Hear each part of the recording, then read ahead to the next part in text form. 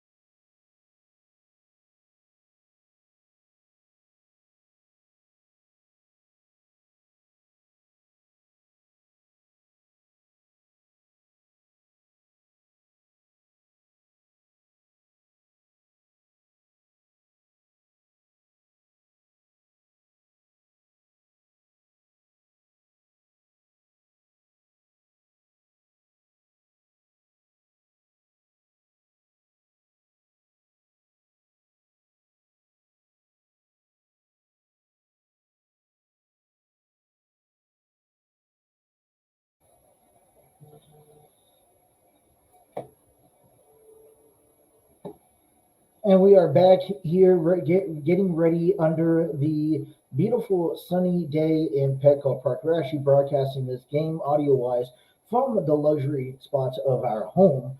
but we get the chance to get back at it now. The TNC Sports Talk YouTube channel got a chance to call a few baseball games earlier this season, a couple games on Sunday night. We're going to get the ability to come back and call this game, Colorado Rockies and the San Diego Padres, as they get ready for a double header. Another game played later on between these two ball clubs, the second of a 4-game series. And let's get you to the starting lineup as we get underway. Batting first at right field is Connor Joe. Batting second, the designated hitter, Charlie Blackmon. Batting third, the first baseman, C.J. Cron. Batting fourth, Brandon Rogers at second base.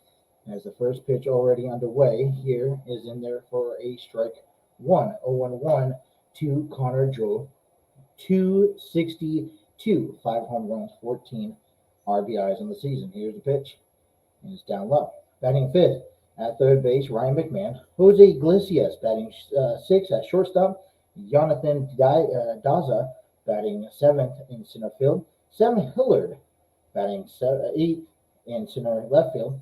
Another foul tip away. 1-2. Batting ninth at behind the plate is Brian Severn. So it's Connor, it's Joe, Blackmon, Cron, Rogers, McMahon, Iglesias, Diaz, Hillard, and Severn here to up. All right, 1-2 to Connor Joe, and that's fouled to the left field side.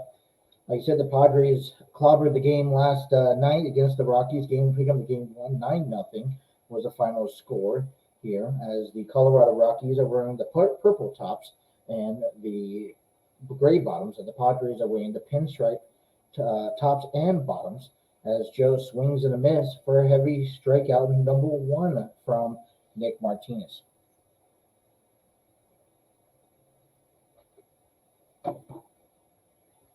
Nick Martinez, right-handed pitcher, 2 for 3, 3.99 ERA, 47 strikeouts, now 48 on the season. Last game was against the Milwaukee Brewers. He didn't pick up the victory, but the Padres did win 6-4 against the Brewers. 4 innings, 4 hits, 2 runs, no walks, 4 strikeouts, and 1 home run. If that was undue call, he did not start the game. That's the first pitch into Charlie Blackmon's in their first strike.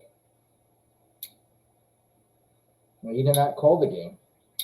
He did not start the game. It was Mike Clevenger who started the game, and it was Martinez who came in the 4th inning. The 0-1 pitch was up high in the corner, called for strike 2, 0-2. Calling this game from beautiful Petco Park. If you guys are listening in, thank you guys for listening to the Colorado Rockies and the San Diego Padres ball game here. Game 1 of a double header as this next pitch is taken outside, 1-2. Just settling in. It looks beautiful all out there in San Diego. Martinez sets. And here's the windup and the delivery. Swing, just chopped foul. We'll go back 1-2 again.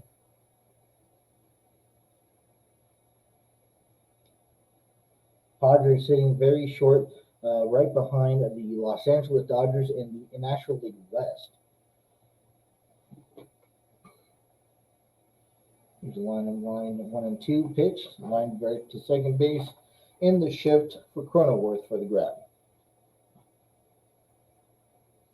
2 quick outs.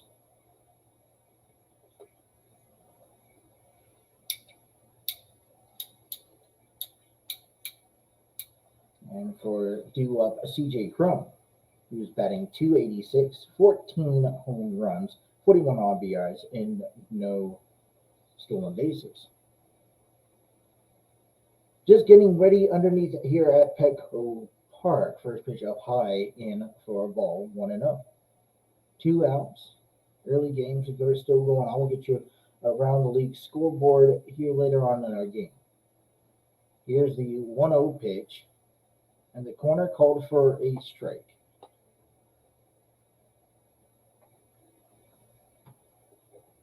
If you're just tuning in, bear with us.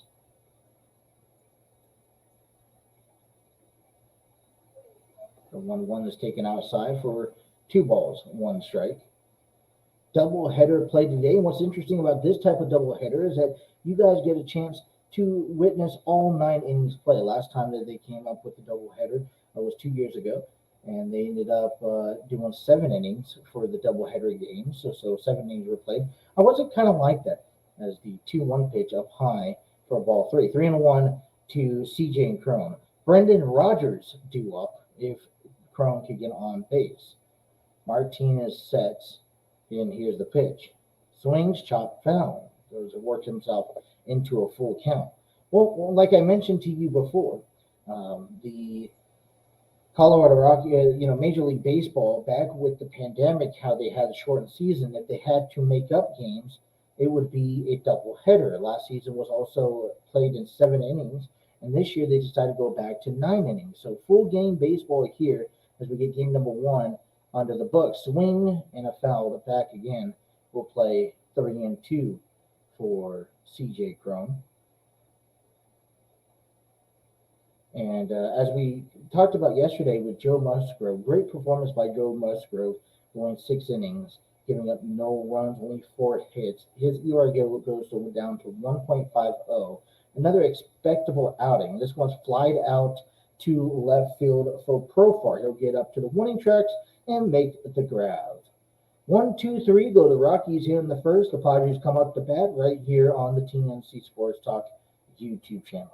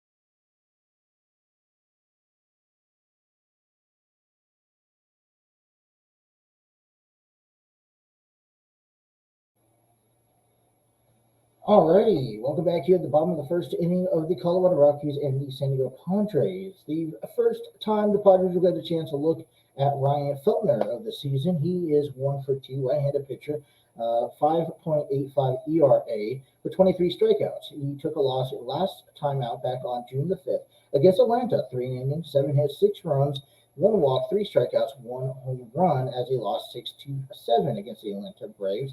The starting lineup here, penciled in by Bob Melvin, 36 and 22 San Diego Padres batting first. And left field is Jurison Profar. Jake Cronenworth is batting second at second base. He will be followed by Manny Machado batting third at third base. A designated hitter, Luke Vogt, he'll be batting cleanup. Then Eric Hosmer batting fifth at first base. Nomar Mazara batting sixth in right field.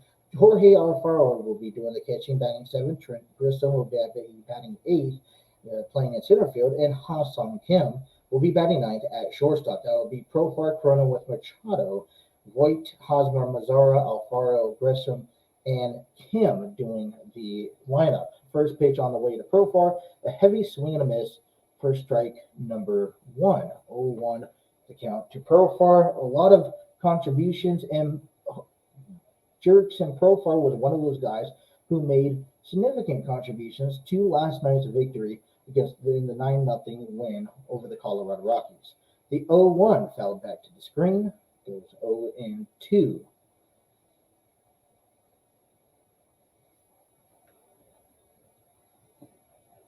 As we just get underway here, the shift is on here for the Colorado Rockies. That is McMahon playing just above second base, Rogers over in shallow right as the 0-2 fouled back again. And then you also had Cron at first base. And then you had Iglesias, who was playing high left, high shortstop.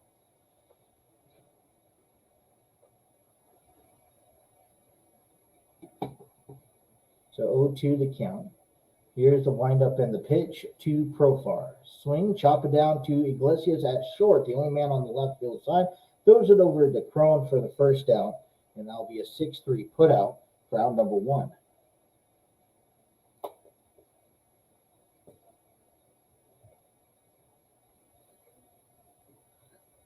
Jake Cronenworth due up to batting 226, 6 home runs, 36 RBIs, and no stolen bases. It's interesting because if you look at the starting lineup for the San Diego Padres in today's ballgame, the highest, most amount of stolen bases so far will be Manny Machado batting next. The first pitch on the way to Cronenworth, a heavy chopper just lined foul on the first base side, 0-1. He has 7 stolen bases, followed by Profar, who has 4 stolen bases.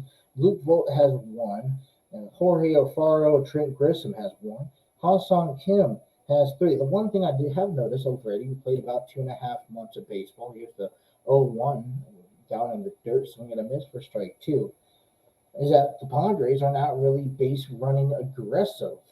Maybe that has to do with certain guys like Fernando Tatis being out of the lineup, expecting to come back here soon, or even Will Myers not trying to get his rehabilitation going down. The 0-2 count to Jake Cronenworth outside for a ball, 1-2.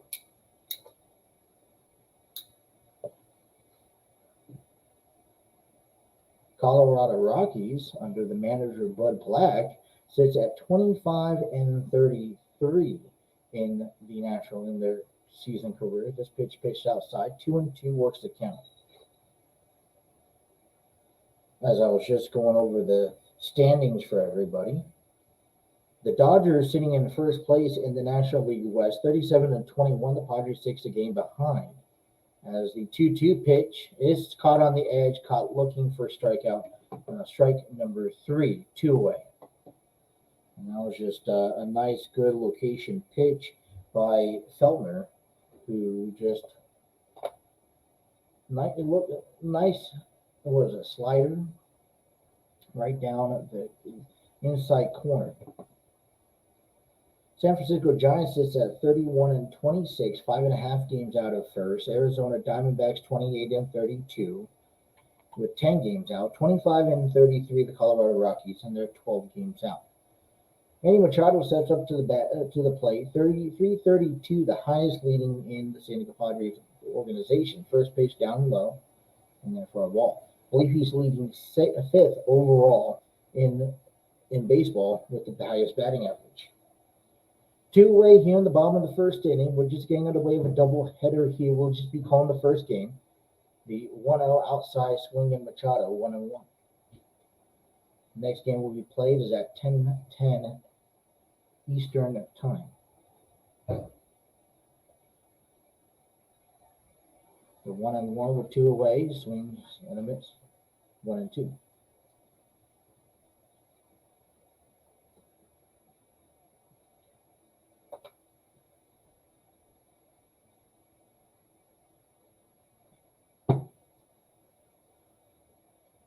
It's going to be a long day for both ball clubs. Here's the 1-2 pitch. On the corner, called strike looking. Feltner kicks off the first inning with the ground out and 2 strikeouts looking here. After we played 1 in San Diego, the Padres and the Rockies tied at 0.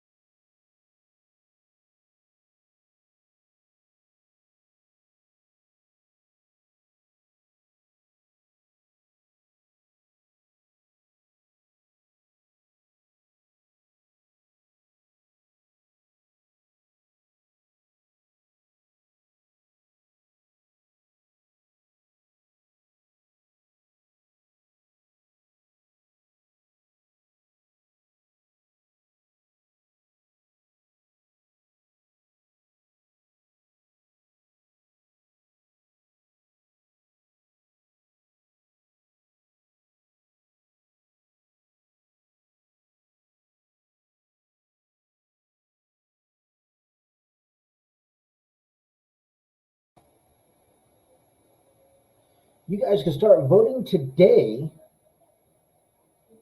for All-Star games, getting over to MLB.com. You guys can vote up to 5 times a day up until June 30th, which will be announced. The All-Stars. Vote your favorite Padre or Colorado Rocky baseball player to enter in this year's All-Star game.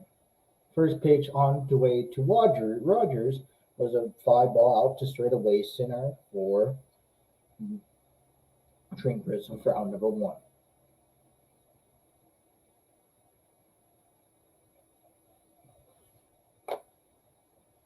Looking into some other transactions making it in today, doubleheader sets underway.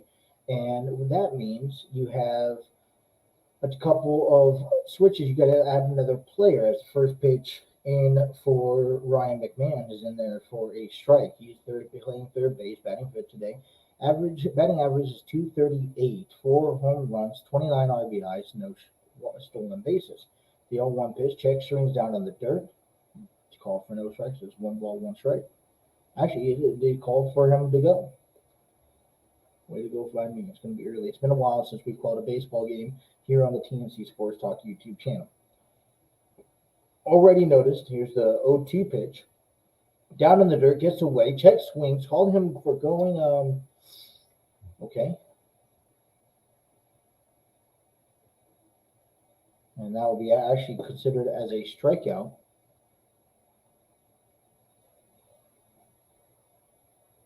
I believe. So he check swings at a ball down in the dirt, got away from Alfaro, was able to get the ball to Hosmer at first base. A little late run because McMahon didn't know if it was a ball or a strike because he went halfway around. So first pitch on the way to Jose Iglesias. Takes the first pitch in there for strike one. So that last play was a strikeout swinging and a 2-3 putout as well. This one here, chopper off to rounder to Hosmer, flips it over to Martinez, and there goes the side. 1-2-3, easy work by the Padres. We played an inning and a half, tied at 0, right here on the TNC Sports Talk YouTube channel.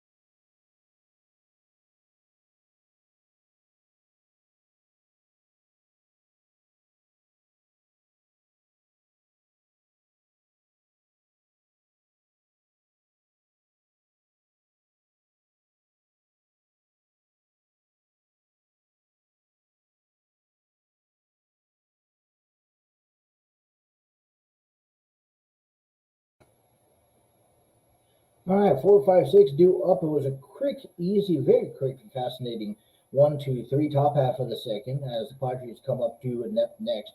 Luke Vogt will get things started underway in the bottom of the second inning. Let me get to you the defensive positions for the San Diego Padres as well as for the Colorado Rockies in this bottom half because I didn't get the chance to do that. And at the top of the third inning, we will go over some transactions that was made today by both teams because it was a doubleheader, which means you allowed 27 men on that roster.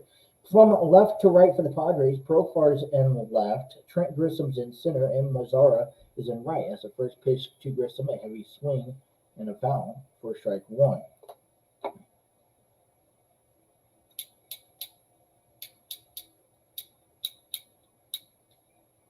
And the 0-1 pitch to Vogt is grounded foul to along the third base side.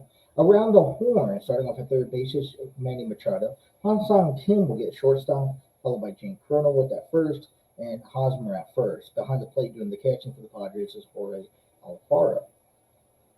0-2 count to Luke Voigt, who's batting .225 with 5 home runs.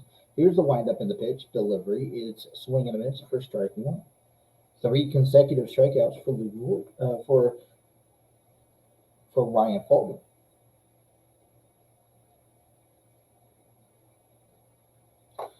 Let's take a look at the defensive positions for the Colorado Rockies. Starting out in left field is Sam Hillard. In center field will be Jonathan Daza. In right field will be Connor Joe. Around third base will be Ryan McMahon. Here's the first pitch to Hosmer, fouled back to the screen. At shortstop will be Jose Iglesias. At second base will be Brendan Rodgers. And at first base will be C.J. Cron. Doing the pitch, catching behind the plate will be Brian Servant. The 0-1 down low for a ball, 1-1. One away here in the bottom of the second inning. No score either team. No hit either team. So the Padres get out to an early lead last night with a 9-0 shutout. The 1-1 pitch chopped it up to Brendan Rodgers at second. He'll toss it over to C.J. Cron for out number 2, 4-3 putout.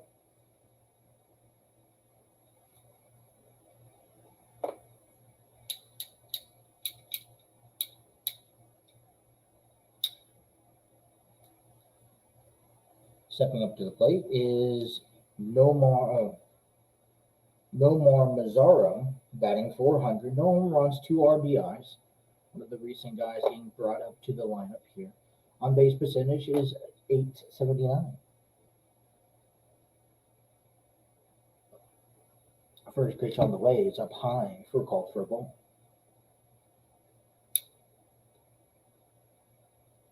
Doubleheader between the Rockies and the Padres. We're calling the first game of the 2-game series. Swing and a miss. Strike one, 1-1 to Mazzara. Feltner, new pitcher the Padres have seen first time this season. Already striking out 3 consecutive with Crono, with Machado, and Voigt. Staying down 5 in a row, looking to beat number 6 here on a 1-1 pitch delivery. And this ball outside, 2-1. Like I said, top of the second, next inning here. We'll go ahead and give you cover over who is being able to get called up as they get a 7-man rotation as this pitch is fouled along the first base side.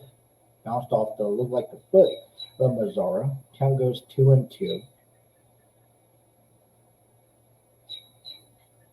Padres' nice game out of first place as the Dodgers and Giants set to do battle later on tonight. First pitch 7:15 Eastern Standard Time.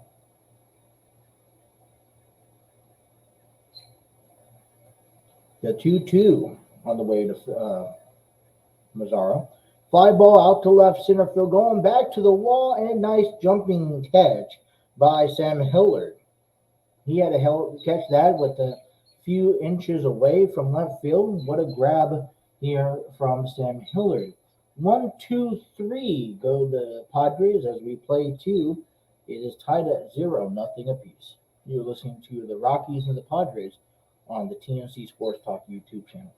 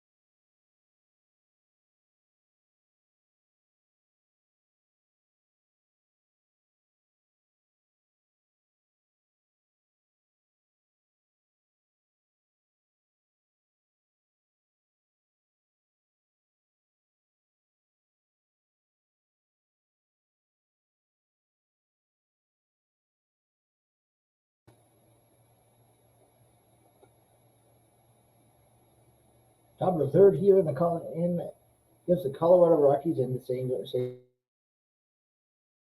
Diego Padres. Both teams tied at 0 apiece. No hits by either one of them. Like I mentioned to you, the both teams doubleheader today, so there'll be another game played on, which means that they're allowed to have one extra player on the added up to the roster. First pitch on the way to Daza is in there for a ball on the outside plate. Well, the Rockies have had some significance. It's one inside called swing foul ball, 1-1. So they've both called up a couple of transactions made here in the for today's ball game. I'll get to that here in a second. As the 1-1 pitch to Daza hits, and it's going to get over the head of Kim, and it'll be a no-out single to kick off the third inning. So runner on. And it's been pretty interesting because listen, both pitchers have been pitching pretty quickly to the plate, especially Nick Martinez, who just seems to be able to run through consecutively with these batters. As Hillard comes up, he's made that third out back in the second inning. The jumping catch in the left field. First pitch on the way to hit Hillard. One on first. Swing and a miss for strike one.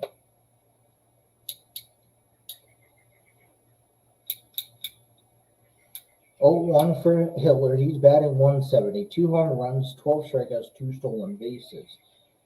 Daza, who's on first base right now, he has no stolen bases so far. Nothing looking back.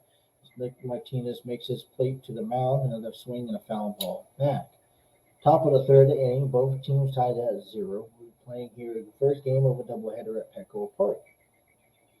The transactions that the Rockies made earlier was Colorado recalled Ryan Feltner, who's pitching today from Albuquerque. They also recalled Justin Lawrence and sent Ty Blatch on a 15-day DL. Go back over to first.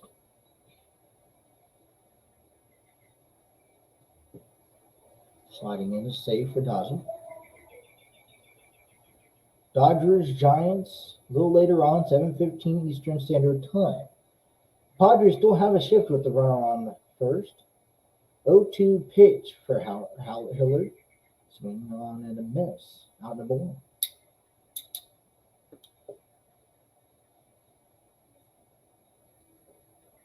Third strikeout for Martinez is one away for Brian Servin, catcher, batting in the ninth spot, 273 home runs, 9 RBIs. What a nice out. Padres had a second doubleheader today. This one was scheduled, part of their schedule. Will have multiple ones throughout the season, making up games that were delayed back at the beginning of the season due to the CBA lockout. First pitch to Servin, out the back right field side. Strike one. And like I said, this is going to be a complete 9-inning game instead of a traditional 7-inning game as you would have saw in the last couple of years.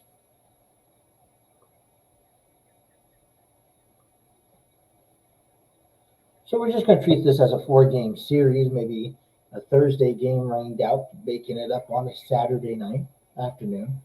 Pitch on the way is on the corner, 0-2 now to Servin.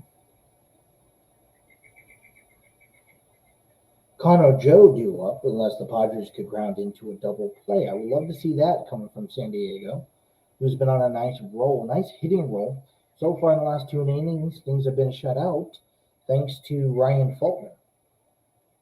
Martinez sets, and when he's worked out of the windup, you've seen him slow down his approach to the plate, gets his pitch set, and a swing and a miss, fouled it along the third base side.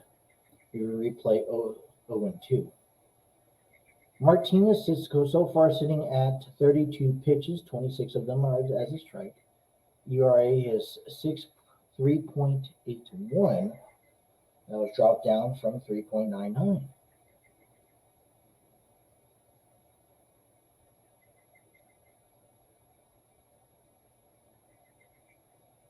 Here's a set by Martinez. Looks at first and delivers to the mound. Another chopper on the third base side. We'll replay 0-2.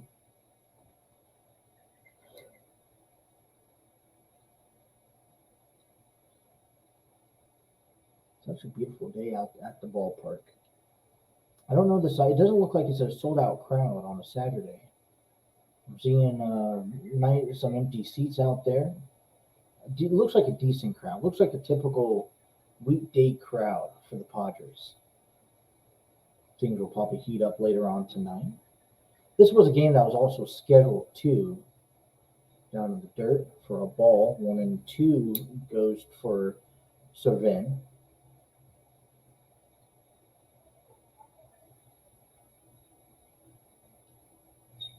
Rockies so far ranked at the bottom of the rankings, 29th in home runs, extra bases, 29th, 28th in runs / games, according to All on the Road. Explains why they're in last place. The 1-2 set and throw back over the first. Check on Daza.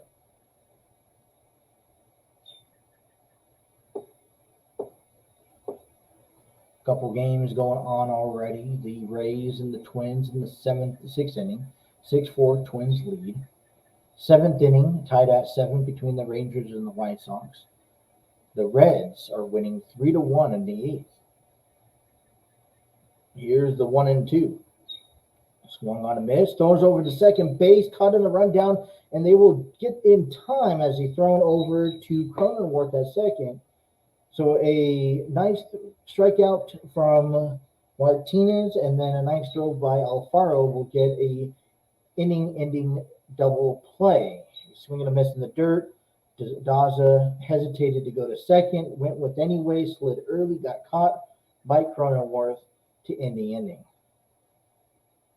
So we can take it out as is, but 1, 2, 3 go the Rockies in the top of the third. We have played 2.5 here in Petco Park, tied at 0. Right here on the TNC Sports Talk YouTube channel.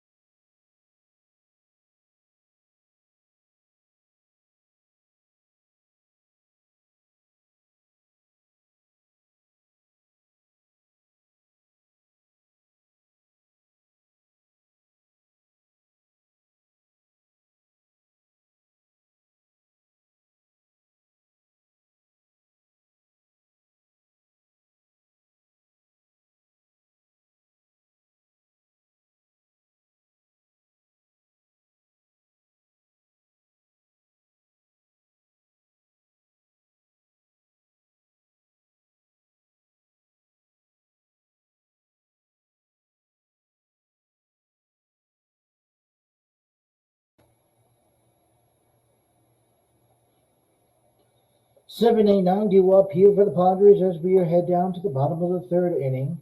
A weird inning, bottom of the third inning that led to a second inning double play. It was a swing and a miss by Brian Servin, and at the same time, Daza was caught in the middle of if he was wanting to take off to second or not. He ended up taking off to second, and Alfaro threw it over to Cronenworth in the inning.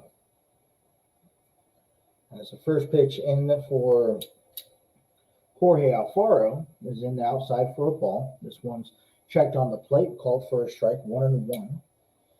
Alfaro, 269, 3 home runs, 12 RBIs, 1 stolen base. And so it's just this is an opportunity for Feltner, who's currently at 26 pitches, is up high and in for a ball, 2-1. For Feltner to kind of just get out of a jam. It could be very deceiving when you get runners on base, and poor base running decisions lead to inning-ending double plays or outs. Something that goes against everyone. Here's the 2-1. A swing and a miss. 2-2. So as we mentioned, the Colorado Rockies having their transactions, a couple of transactions happened today. Jorge Moyan sent to a 10-day IL. Mike Clevenger, 10-day IL. I'll tell you who they brought up instead here as the 2-2 pitch. Swing in a foul to the back. Count goes 0-2 again. So Clevenger and Morejon get sent down for a 10-day IL decision. Ray Kerr gets brought up from El Paso. Brent Rooker gets brought up, as well as Reese Kinnear. Brent Rooker's the outfielder. You got a left-hander and a right-hander brought up to action here. Feltner sets, delivers, swings, chops it on the right field side of the play for Rogers to pick it up over the first for the first down. I'll make sure my players are right there. So it'll be ground out. It'll be a 4-3 put out for Trent Grissom. Kind of got off to a slow start. The only Padre player in this lineup today batting under 200. He's sitting at 183 home runs, 20 RBIs, and 1 stolen base. One of your known fast base guy. Swings, fly ball out to right field. That's a long shot looking up to the wall, and that is gone. Talking about needing something from Trent Grissom early on, and he hits a solid home run out to right field. Something that you can almost be certain of. Gives the Padres a 1-run lead here in the third. 96-mile heater out, took it over, cruised it over the gosh. That was a nice hit from coming out of Trent Grissom here. You kind of figured it went the distance as soon as it left the bat. And just, hey, Connor Joe just going to get to it. Back to the batting up ninth is Ha-Sung Kim as he looks at the first pitch in there for a strike. 1-0 Padres with one away here in the third inning. This one's on the corner and for a strike as well.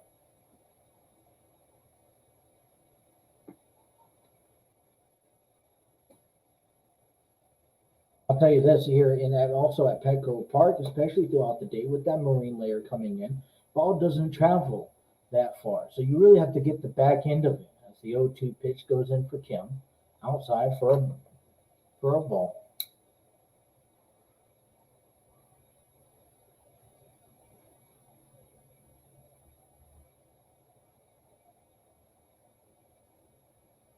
Here's the 1-2, check swings in the ball in the dirt. The first base umpire says no go, so it'll be 2-2 now to Kim. And a solo home run, although you think it's just 1-run lead here in the early going.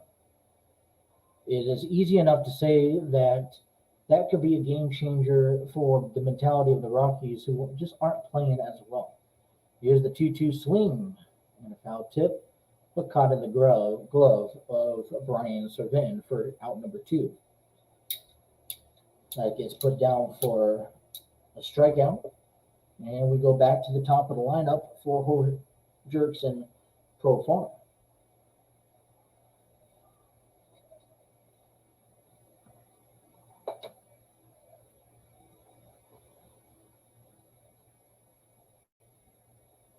Jerks and Pro for a 5-game hitting streak on the line today, averaging .474, 9 for 18, last handful of the ball game. First pitch is on the edge, called for a strike. He grounded out back in the first innings to short.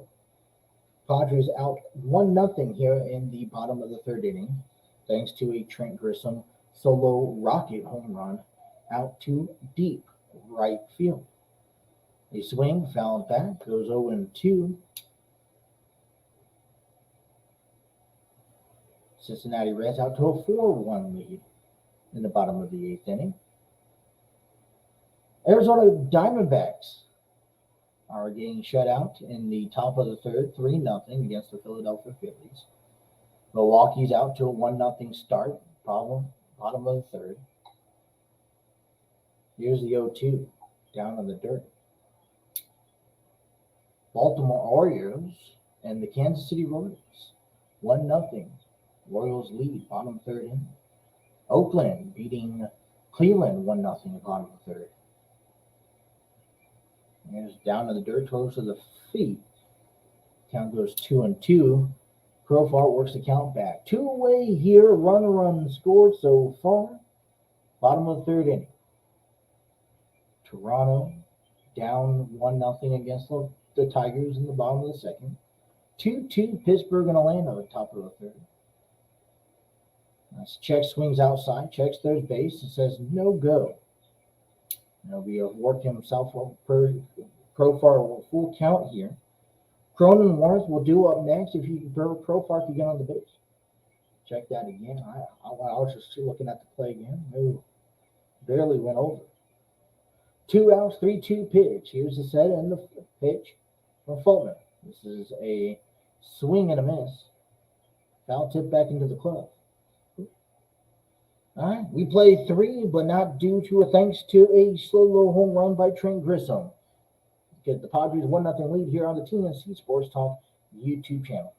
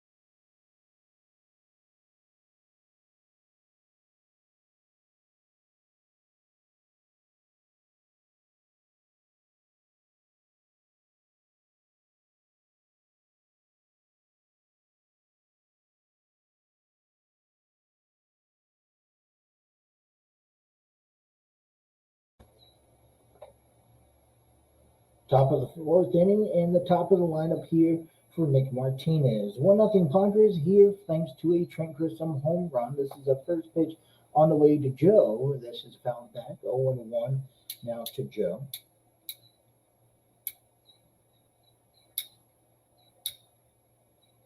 Joe struck out swinging the first time around. Martinez sets and delivers. Down in the dirt for a ball 1. You guys can check out the TNC Sports Talk weekday show starting Mondays from 6 a.m. to 8 a.m. as Justin and the throw-in gets you set up all throughout the week, covering all sports and news around the world, including professional wrestling. This 1-1 pitch inside for a call for a strike. You guys can check out Justin the Throw-In weekdays, 6 to 8 a.m. starting Monday morning, breaking down SmackDown, Rampage, how the Cincinnati Reds did, and any other local sports. And this one's Chop Found. We play 1 and 2 to Connor Joe. And I'm excited to be talking about things like what happened on SmackDown, how Matt Riddle beat Sami Zayn, getting himself a number one contender spot for the Universal Champion. This is lined and cutting the gap on the right field side and getting into the outfield for a no-out knock. Back-to-back innings. Back-to-back innings for Martinez, who got with solo hits. Charlie Blackmon lined out to second base back in the first inning, trying to make some damage here early on. Game 1 of a 2-game series today, doubleheader.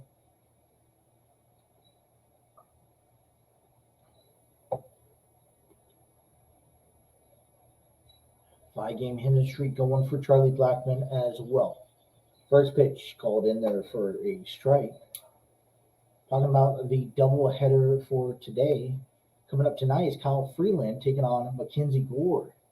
That'll be at 10:10 Eastern Time. 1-5 Kyle Freeland taking on the 4-1 Mackenzie Gore, who's also sitting at 1.5 ERA on the season. Throw back over to first. Sliding in for a dive. He's looking fine. And I would have to say that the intensity, or at least the lookout, of how you play each ball game, how both managers, Buddy Black, notorious back for the San Diego Padres, back in his early days, about a decade ago. Here's the 0-1 count outside, 1-1. And also Ball Melvin.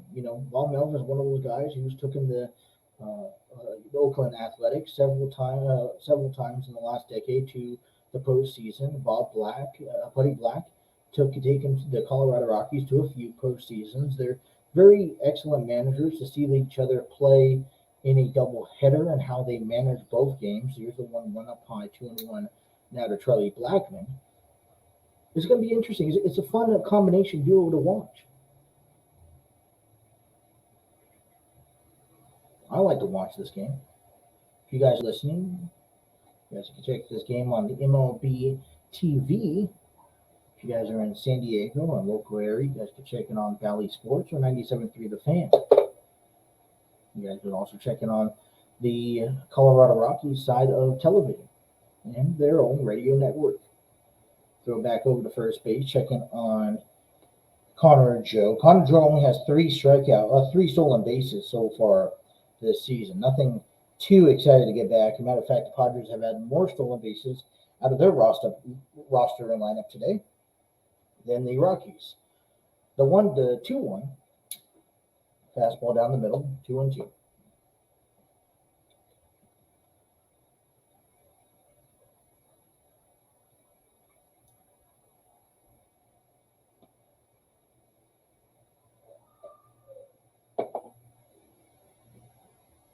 And then, noticed here that Martinez sitting at 44 pitches in the 4th inning.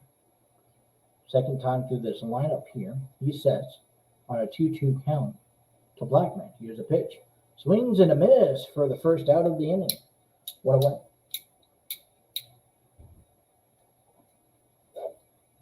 A simple, just attacking method from Martinez, throwing it right in.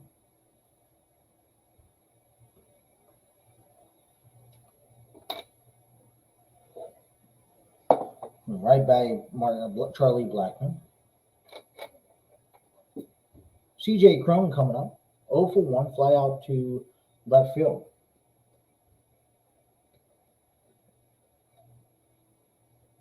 One away, run along first. First pitch, it's down low. Golden.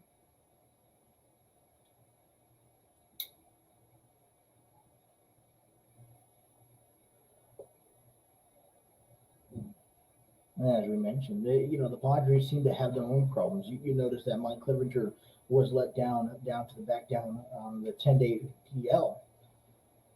This one here is in there for a strike, 1-1. And last week there was a conversation all throughout San Diego. Well, what are they going to do with the pitchers? Well, you could have gone play a six-man rotation with guys like Snell, and I believe Snell is expecting to get the nod for Sunday's game, where you have guys like Snell and Clevenger could go back to back from each other. Nick Martinez as well. Mackenzie Gore's another good start. Definitely have to tip your hat to Joe Musgrove. And here's the pitch down to the dirt. It's 2-1 now the count to C.J. Cron. 0 for 1, fly out to left field to begin with. 1 out and a runner on first. 1-0 the Padres lead. And so you just kind of envision, kind of just guess Joe Musgrove, and he didn't get the nod at the beginning of the season. Where you kind of figure after the All-Star break, if Bob Melvin decides to go back, it's a swing and a miss fly, actually swinging a fly ball out to left field. That's going to get down to left center field, and it's going to jump over the wall for a ground rule double. So Connor Drew will have to put on the brakes over at third, while Cron will be stopped at second base.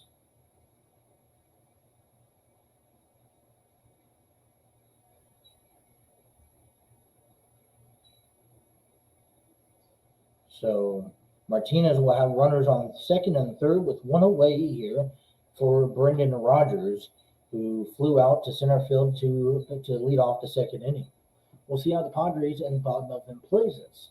As I was mentioning, though, earlier on, the question is how does the Padres, manage their roster, especially in their starting rotation? And there's a lot of great things to talk about. I don't think that the Padres, the conversations and the problems that the Padres are having to start off their to figure out what their rotation is like are good problems they want in the season, given the late start to the season this year. First pitch swinging right to Machado, throwing it home to get the runner out to get Joe out as he was headed home. And didn't work out for the case. So it will be a 5-2 to put out.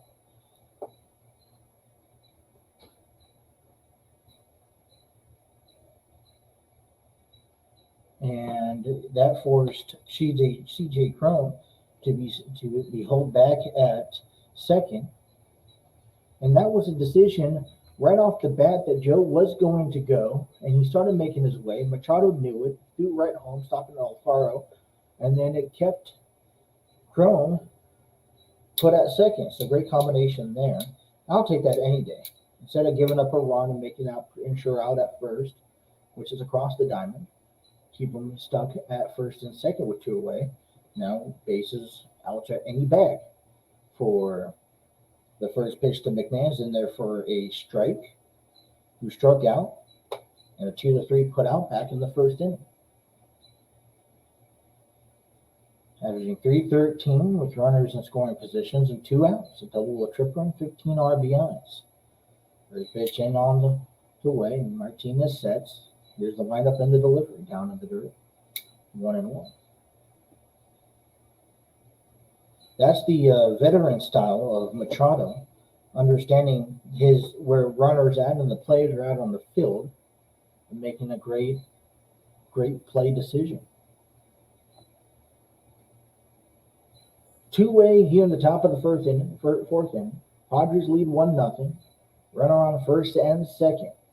Here's a set and delivery up high, 2-1.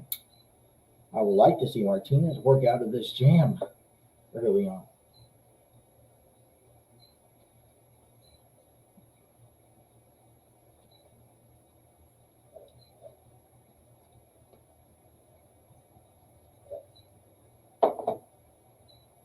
Here's the 2 balls, 1 strike set and pitch. It's in there for a call strike 2-2. Like I've noticed so far, and it seems like a lot of pitchers, I know Joe Musgrove has done this as well. Yu Darvish is sometimes notorious to go fast or slow. It all depends.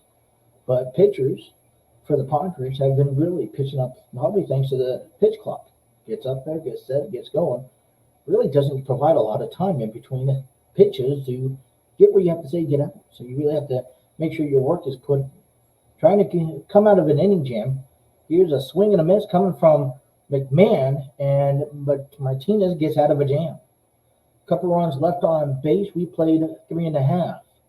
Padres up front, 1-0 here on the TNC Sports Talk YouTube channel.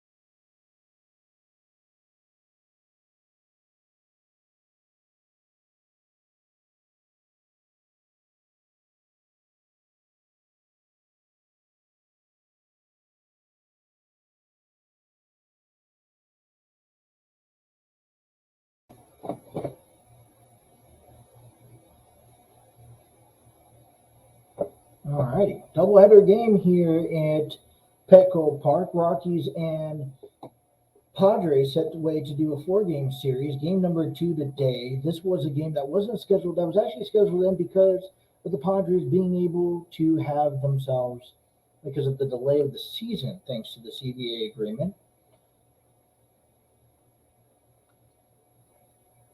So the Padres and the Rockies added another man to their roster. They will set way to do another game later on tonight at 10:10 Eastern Standard Time. First pitch in there for Cronenworth is in there called for a strike. Martinez got out of a jam at the bottom half of the fourth inning, top half of the fourth inning for that one. This one's up high, called for a ball.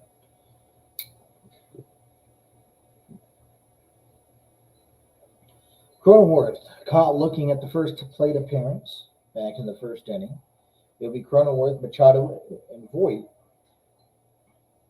This one's in outside for a ball. 2 balls, 1 strike.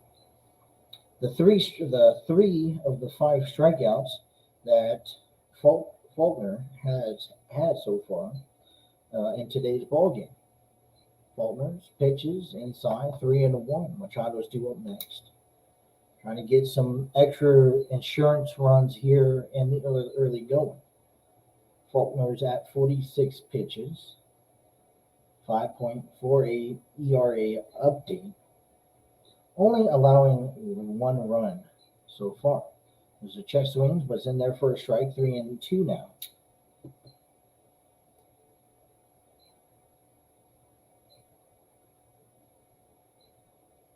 Faulkner, another guy who is working pretty fast out of the windup.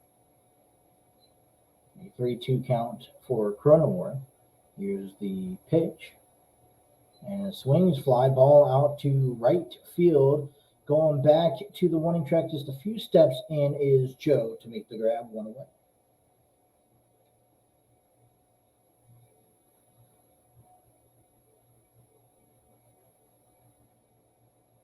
And that would be 1 away here in the bottom half of the 4th inning. Due up is Manny Machado. And that was a nice clean bat. I think he got too much of the field. If he looked a little bit more, also probably playing protective of the plate there. And that leads up for Manny Machado, who's coming in. He struck out looking last time, but Machado comes into the game, today's game. He's right now batting .230. He went down a little bit. 10 home runs on the season, 37 RBIs, .956 on base percentage. This is a heavy swing and a miss for out strike number one. Machado gets underway. We are in the bottom of the fourth inning. 1-0 the Padres lead over the Colorado Rockies. Game one of a two-game doubleheader. Later on, scheduled to be played on tonight. Kyle Freeland taking on. Pitch outside. Here it goes 1-1. Kyle Freeland is set to do battle against Mackenzie Gore. And that game is at 10-10. 1-1 count to Machado, one away here in the bottom of the fourth inning. Here's the pitch. It's outside. And you see Brian Servan trying to place that ball right back over the plate. Caught a little bit too much of the outside corner. 2 balls, 1 strike to Manny Machado. Here's the windup and the step off. This time was called.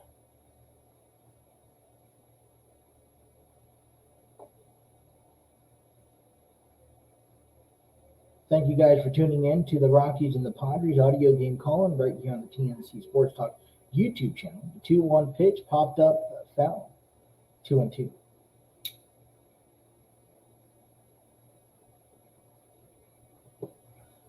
Like I mentioned last inning, you talk about Bud Black, a veteran manager for the organization. Bob Melvin led both of these managers led teams to the postseason. And the 2-2, a swing and a miss from a ball way out the side in the dirt. 2 down for Ryan Feltner. Make that 6 strikeouts of the game. Now, I just mentioned that both teams, both managers of both ball clubs, definitely veterans when it comes down to postseason, when it comes down to brilliant game planning, and to see guys like the Padres organization who are just missing that key link. It's the first pitch on the way to Vault. It'll be grounded up to second. Picking it up will be Diaz. Will be Rogers, and throws it over to Cron to end the inning. Nothing's happening here in the bottom of the fourth inning. You guys are listening to the Rockies and the Padres right here on the TNC Sports Talk YouTube channel.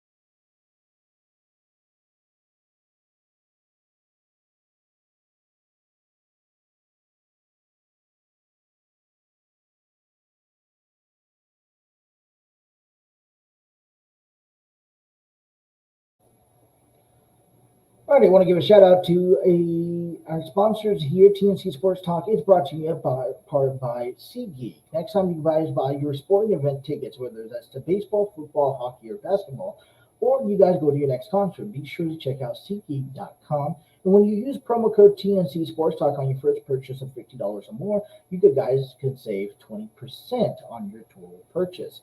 Head on over to SeatGeek.com, use promo code TNC Sports Talk, and use promo code and save 20% off on your first purchase at SeatGeek.com. Padres out front 1-0 here as we are heading to the fifth inning. And the first pitch, the first play of the fifth inning was a lined to short. Kim scooped it up, just not in time. And that was a very close play, but it doesn't look like they're going to challenge it. So that will be an infield single.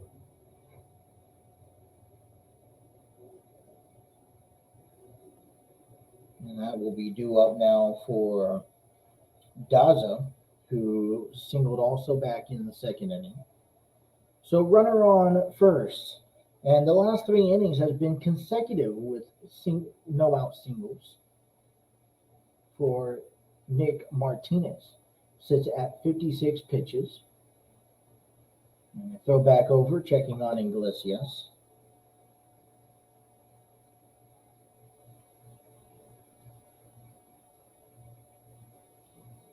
So we'll try this again. Jonathan Daza, 1-for-1. Single back in the third. Average is 323 this season, no home runs. One of the few guys with the average above 300. Now toss back over to first. Jose Iglesias has an average above 300 as well. He sits at 308.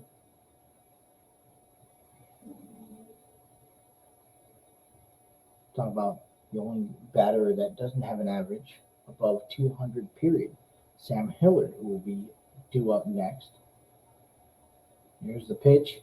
First pitch, swings in a fly ball out to center field. Going back is Gresham, and he'll make the grab.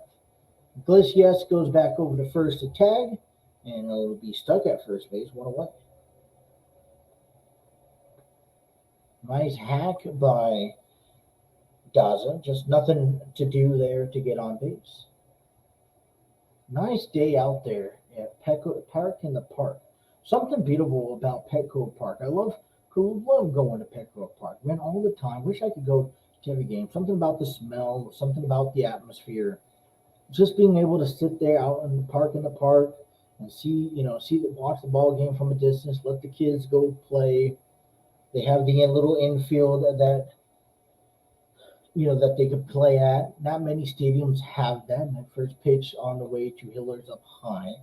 1 away, 1 ball, no strike to Hillard. His average right now is 168. 0-for-1 strikeout in the third inning. And gosh. And there's some stadiums. I've been to a few ballpark stadiums. First pitch away to the 1-0, swings and a miss 1-1. First, when I went out to Petco Park, I went out to, Great American Ballpark out there in,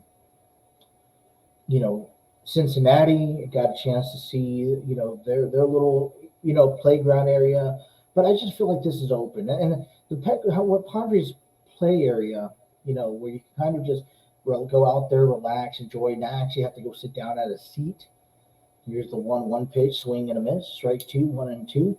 And it's just something that you design. And it's like, okay, well, it is still very interactive with the ball game. There's no place, and maybe this is just me going. When my experiences between the Padres and like the Reds game, those are the only 2 games I could really compare as of recently. As the 1-2 pitch, swing popped up, shallow center field. Kim will call it off. Nope, Gresham will call it off as he runs in and makes the grab, 2 away. Great call by Gresham to call off Kim. Although I thought Kim maybe had it, but it backstepping. Gresham calls off at the last second, 2 away. But just through my experience between these 2 ballparks, what I love so much about San Diego and Petco Park is that everywhere you go, even if you're out on the concourse, they have 97.3 The Fan, which is the home of the Padres, and Jesse Aguilar and Tony Gwynn Jr. They're all calling the game. All right, they're calling the game from a perspective, the audio version. If you're out there on the concourse, you're hearing the radio version. Plus, they have TVs lined up and due up at every line, so you're not missing any plays. And the first pitch is down low for a ball. And when you compared it to, and even out there in the park, if you've seen Petco Park, you've seen the park in the park, and they have a big Titantron in the back that has the Valley Sports San Diego. So Bud Grant and you know Don Orsello are calling the game out there. So everywhere you go, you're not even out there on the streets on the outside. This one's caught low, 2-0 now to Ben Servino with two outs here in the top of the fifth inning. Everywhere you go, there's no way that you're going to miss a single second of the ballpark action, whether you're inside the stadium or you're walking along the outside of the stadium. You hear it everywhere you go. You go down to Cincinnati, and the concourse doesn't have the audio. Even if you're going to the bathroom, this is outside, so it's 3-0 that Martinez is backing himself up to. He's sitting at 64 pitches so far in the fifth inning. You know, I'm just throwing it out there, not to get too carried away. But when the Padres, when you go to Petco Park, and please let me know if you guys find the stadium very similar. Even if you're in the bathroom, you're hearing the ball game. You're not missing any action. If you're in the Reds ball game, you only get it to what you guys can see on the field, and that's pretty much it. You'll get to see some television, but nothing too fancy. And a four-pitch walk is due for Ben Servino. So the first walk on the game from Martinez. It advances Iglesias up to second and heads back up to the top of the lineup for Connor Joe, who is 1 for 2. And just for me, it's the type of atmosphere that you kind of get, and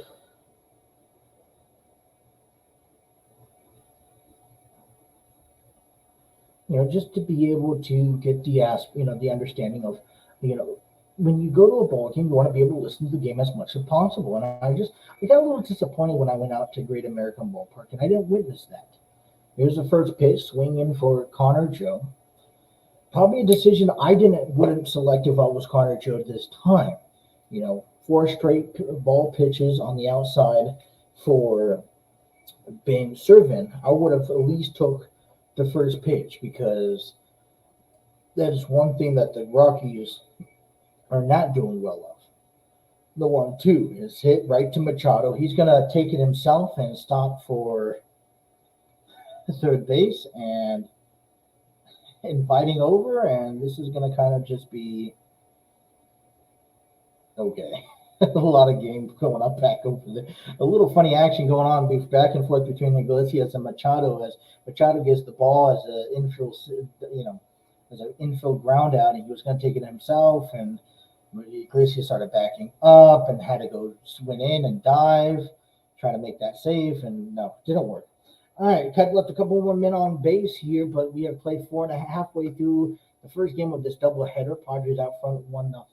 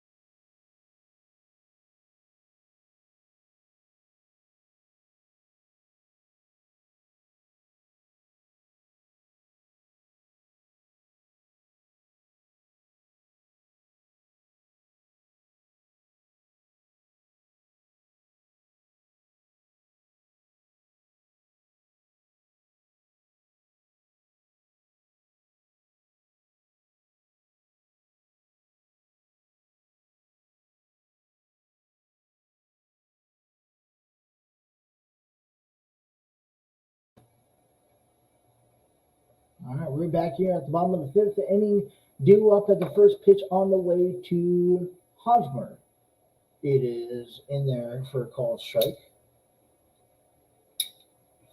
Okay, just a little over halfway of game number one of this doubleheader. This is a foul tip. Hits the catcher back and gets away. 0-2. It'll be a Hosmer, Martinez, Moraza, and Alfaro duo. Still the adjustment of having the designated hitter in the National League. And this one's fouled back. 0-2 yet again. Well, I mean, just for me, I'm just a little bit at Strut. I grew up this entire time as a fan of the pitching aspect in the National League. The 0-2 on the way to Hosmer, chopped it right to third base for Iglesias. He'll make the throw over to Crone at first for out number one.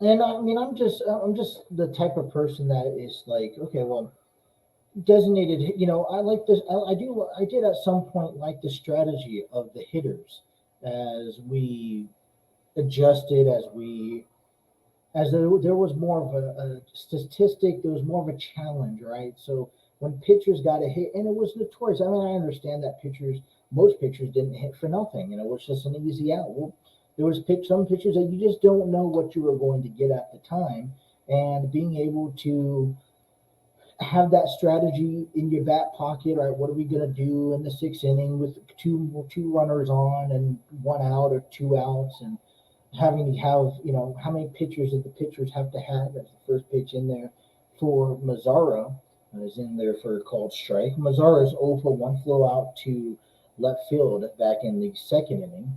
And so I just enjoyed that type of strategy that was let out. The 0-1 pitch is outside, up high, out, 1-1. And just to be able to have that understanding of, hey, okay, listen, we have to, seventh, eighth, ninth inning, do you take the pitchers out? Which pitcher are you going to throw in? There's more strategic way as the 1-1 counts outside, 2-1.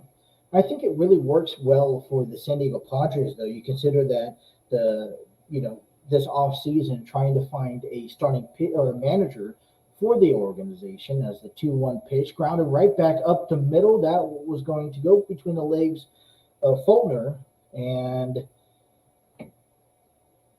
Rogers gets to that second base, throws it over just in time to get out number two. Got that hit Fultner for a second. This lined right back up. I think reflected off of him. Went over to second base a little bit. Roger was able to backhand that. Nice play from Rogers to be able to follow through on a 4-3 put out with the pitcher with the assist. 2 up and 2 down.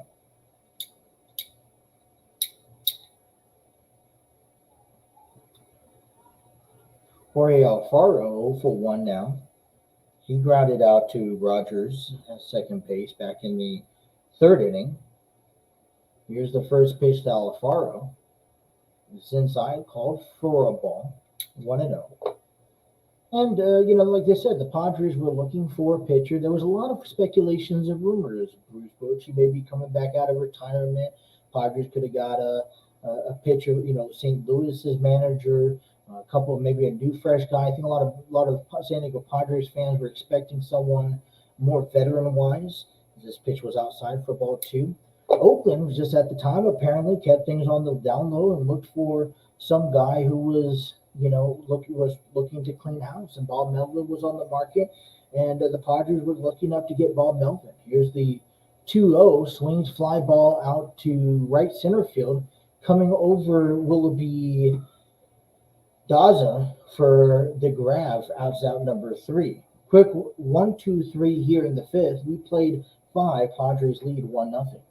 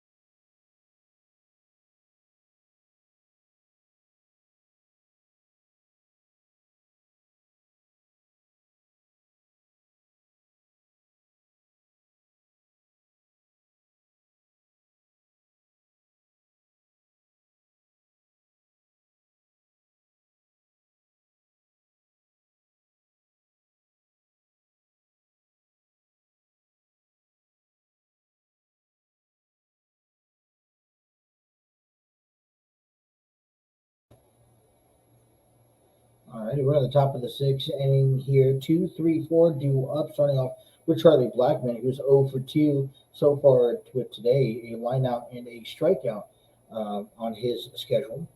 Nick Martinez so far still pitching here heading into the sixth inning, sitting at 67 pitches. 48 of those pitches called for a strike, sitting with the fastball, sinker, changeup, curveball, and cutter, using those successfully so far throughout today's game. He's pitched through 5 innings so far, sent back out. I love to see when these pitchers go out 6, 7 innings. I think that's what's a statistics around the board for. I wanted to finish off my conversation here before I get around to the out-of-town scoreboard, if you guys don't mind. That is the first pitch in the top of the sixth inning. It's called for a strike. And if you guys are hearing clicking in the background, I actually have a umpire's tracking. As the 0-1 is down in the dirt. And you guys can hear the click. And I like to keep my score because sometimes if you are watching it, the stuff that you see on the screen isn't always as accurate.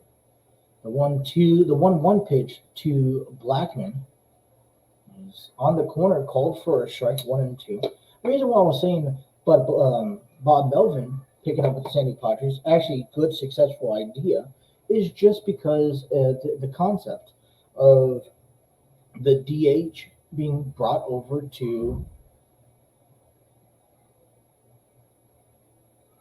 the National League. This one here was bounced up in front of a home plate, and Alfaro couldn't get to it as it gets back to the warning track. So one runner is on. Blackmon makes it safe to first base.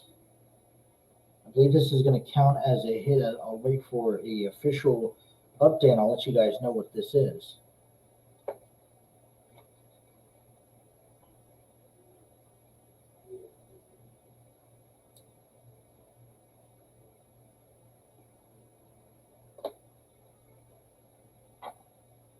And as we wait, CJ Cron just comes up to the plate. He's 1 for 2. Singled back, a ground double back in the fourth inning.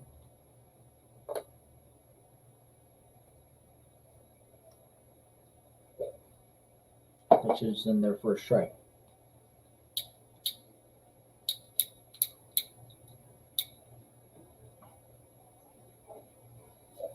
No outs here in the sixth inning.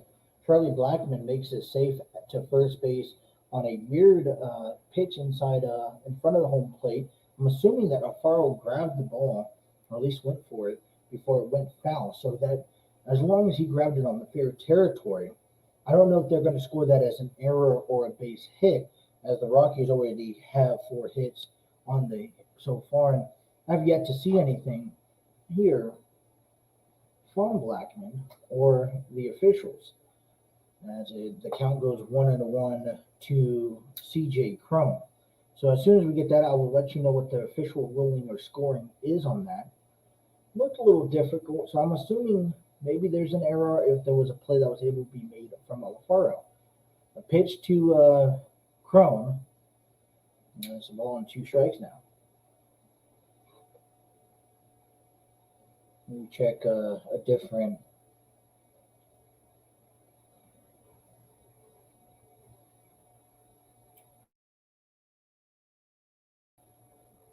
Kind of want to see what exactly it was. So okay, so it was a strikeout swinging, and then Blackmon went to the first off of a wild pitch. So that's going to go on Alfaro. So I'm going to put down a K as the 1-2 pitch to Cron, up high, 2-2, really up high towards the face. So Blackmon struck out swinging, and it was a wild pitch. A wild pitch up there from, that got away from Blackmon. So no hits accounted for the Padres. No errors accounted for the Colorado Rockies, or for the Padres, and no hits accounted for the Rockies. That one was placed right nicely on the corner, outside corner of the plate, called for a strikeout looking.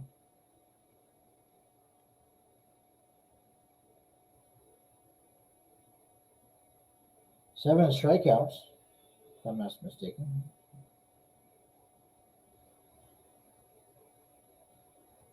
Actually, 8 strikeouts because that accounted for the strikeout for Nick Martinez. Brendan Rodgers, 0 for 2 so far, leads up one away, one on first here in the 6th inning. It is 1 ball, no strikes.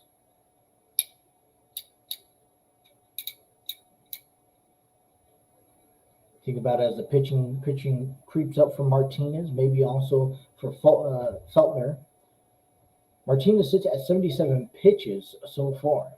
Here's the pitch on the way outside for a ball, 2-0. And you start looking into the possibility of getting to the bullpen early. And then that's going to be another key thing. Although there has been additional players added to the rotation, or that the Padres could bring up, or the Rockies could bring up, you got to face 18 innings of ball game. And if you tie the game, you got to get into later innings. Martinez, 2-0 pitch to Rodgers. Here's the windup and the delivery. A swing, chop foul on the first base side. That goes foul. It's 1-2 to Rodgers, who is also 0-2 with a fly out and a ground out. Sacrificing back in the 5th inning, Connor Joe.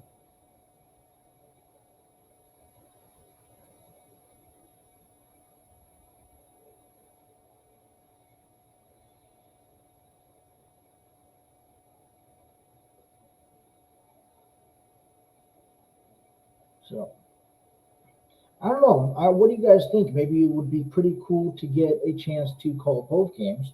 This is called right back to first. Called him safe. 2-2 down to Rodgers. That was a called strike thrown. Alfaro throws it right back over to Hosmer. A nice quick jump off of Alfaro and throws it. Charlie Blackmon gets back in safe. And yes, he was due safe, but just the attempt of Alfaro, great eye by Blackmon to see what he was doing, maybe trying to catch him napping and getting it out at first, because that was an out there. And listen, Alfaro probably would have loved to get back at Chapman back there. So fouled back, is 2-2 again. I mean, Alfaro would have loved to throw out Blackmon at first and be able to get back that wild pitch that he had at the beginning of the inning. Love that. Exciting.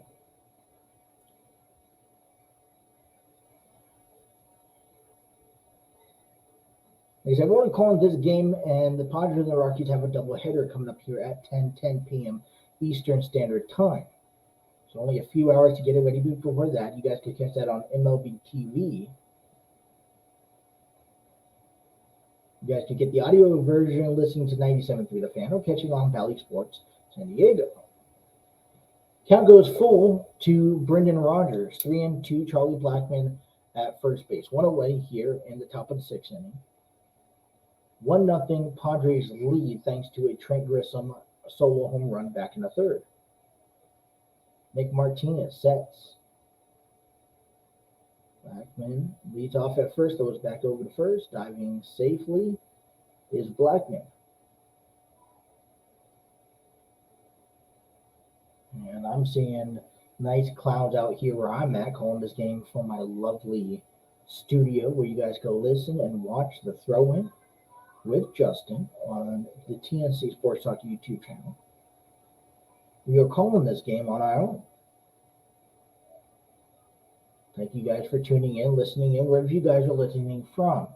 Here's a 3-2 pitch, and it's hit lifted right to right center field. That's going to get down to the wall. Grissom will get up and grab it at the warning track. Blackman's running around the 3rd, going home, and it will be a tie ball game by the time the ball gets back in to the infield.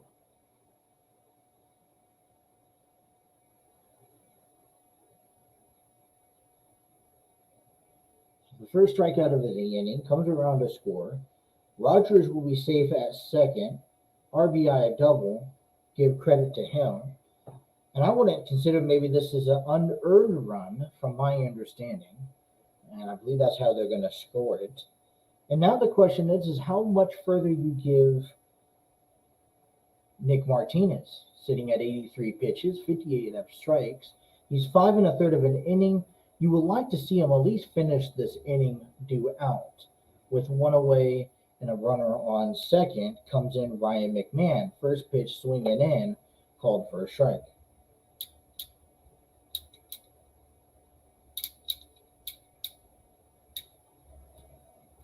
McMahon struck out swinging twice against him.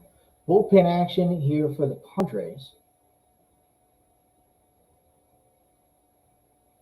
And Nabil Chrisman is starting to warm up here in the San Diego Padres bullpen. This 0-1 is pitched way inside. The count goes 1-1. The Tim Martinez already at 85 pitches. Like I said, I would like to see Martinez at least finish the inning if possibility. McMahon struck out. I think the only thing you don't really have to worry about anyone else. Get through McMahon, get through Iglesias. Time is called. Martinez resets on the mound. And he would like, especially to help this bullpen go through, understanding that, hey, listen, if we could go, 7, 8, 9 and get to the second game, only going off of 3 bullpen pitchers. Here's a 1-1, a fake throw over to Alfaro. It's up high, it's 2-1. No one's guarding Rogers at second.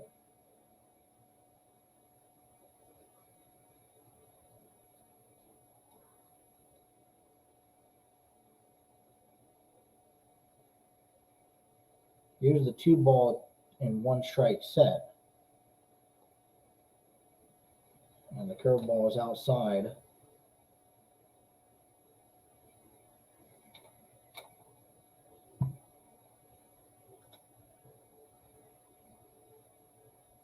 I feel like more of this is not about the pitch count. I feel like the pitchers could go a little further in. I feel like there's more of the consistency seen out of Martinez. And this 3-1 goes outside for a ball 4.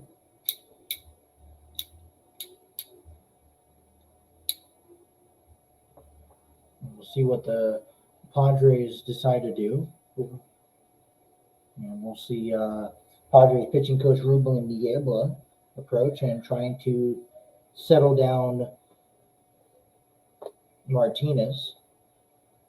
And you kind of, in this perspective, this is where I'm thinking, okay, well, let's calm Martinez down. He's sitting at 89 pitches. I'm sure he could get to another batter, maybe 2 if things work his way. What I'm looking at is you got to run around first and second, and this is a perfect opportunity for a double play. Iglesias has only hit it in the field, in the field so far today's game. He hit one to Harry Cosmer back in the second inning. Hit a one to Hassan Kim at short, and just was not able to make the grab and make the throw in time. Iglesias, with his speed, broke it out. So, I know you're taking the chances, but you also got to consider with a doubleheader on this, on today's game, and you're playing all through all 9 innings, you want to make sure that you play this smart. You don't want too many pitches being used in one game, especially in the first game of this doubleheader. Jose Iglesias, he reached base back in the 5th inning, was a base hit. He is 1 for 2. Didn't come around to score. 1 away here in the top of the 6th inning. Runners on first and second as the first pitch is in there for a strike. If Martinez, this is where I'm just, spitballing, assuming Martinez sits there and he could get a quick out with Iglesias. I'm sure that they'll allow him to pitch against Daza, who's also 1 for 2 here in today's game. The 0-1 to Iglesias is outside, down in the dirt, 1-1. Like I said, they got a doubleheader today. Next game played at 10:10 Eastern Standard Time. A runner scored here so far in the top of the 6th inning. 1-1 tie ball game. That was thanks to a strikeout swinging wild pitch from Charlie Blackmon.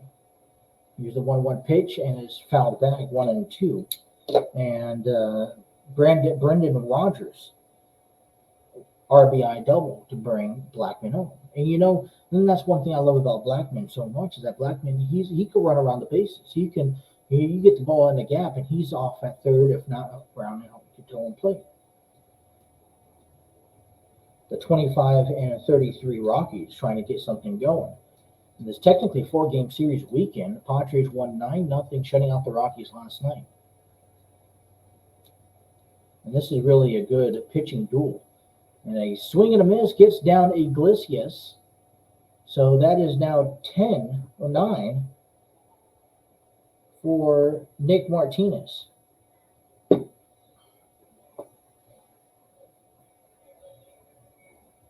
What I'm liking about this already is that he's at 9 strikeouts towards the end. I would love to see one more going after him. And that was just down in the dirt. Iglesias knows, trying to talk to it. The home plate umpire doesn't work away. So it looks like Bob Melvin's trusting Martinez to get this last out with Daza. We'd like to see this at bat happen. First pitch down in the dirt, just below the knees here. So that will be in for a ball, 1-0.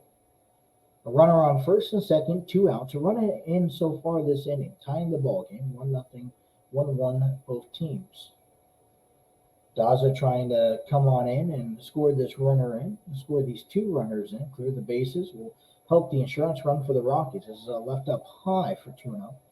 You can almost assume that Martinez will be his last batter, depending no matter what the outcome is. If he gets on base, even if he, I guess the only consideration is if you walk him, you still may want to change out the pitcher. Maybe at least let one more pitcher go, because either you'll be scoring or losing the lead, or you get the last guy out. Here's the 2-0. Not a little too far down, so 3-0. Sam Dillard due up next. I'm pretty sure the Padres bullpen's ready. The Bill Crisman is probably ready to go. We saw him starting to warm up a little earlier. Think about 95 pitches. I just wouldn't. For me, as much as I want to see Martinez go another batter just to see what the outcome will be, he's kind of been out of control. This one's called in for a strike. It's 3-1, keeping himself alive. He's kind of been all over the place this inning. Little way last couple of innings. You think of the last 4 innings, matter of fact, ever since the third, a runner has already started off on base. The first batter of every inning since the third has gone on base. And this one is out low outside for a ball 4, and the bases are now loaded, and Bob Melvin's going to be headed out for a pitching change. Martinez lining out with 97 pitches at his credentials. Trying game time tied at 1. Can't win it, but can lose it depending on what the new pitching change is. We'll take a break here on the TNC Sports Talk YouTube channel.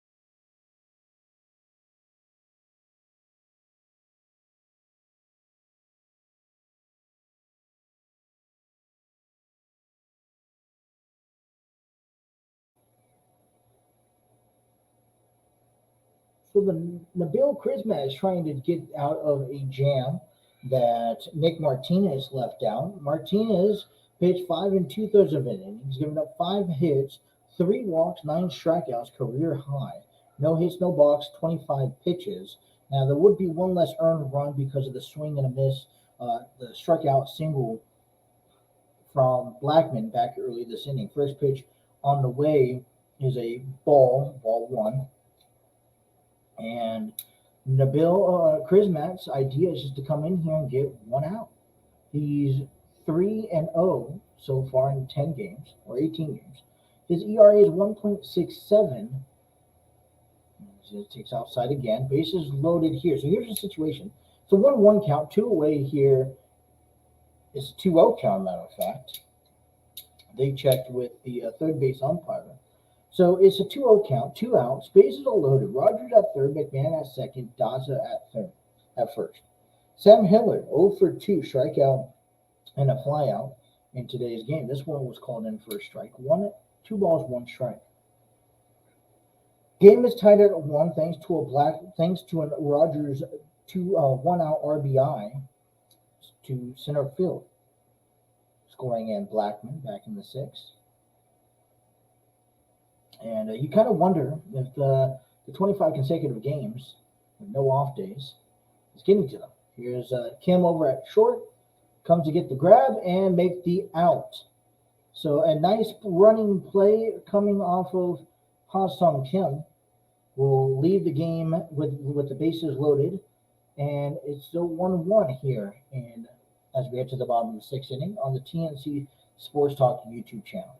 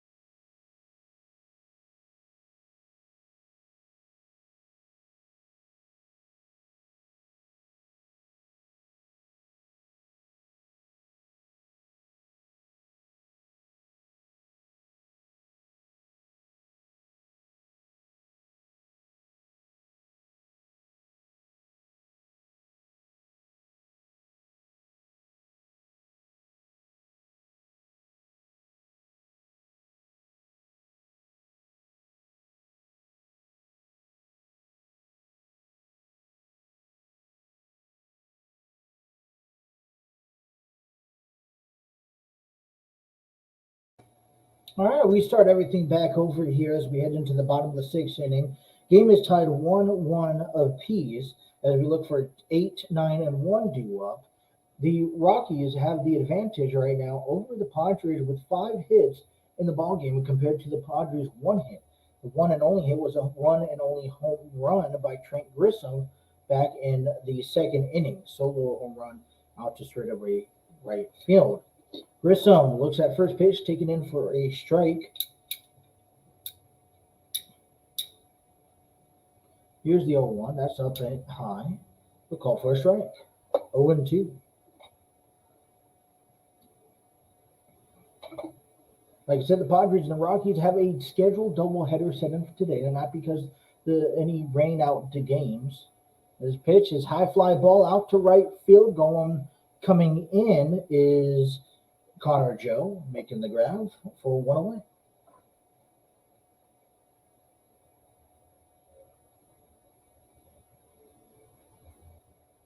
helping out. Didn't get as much as this time.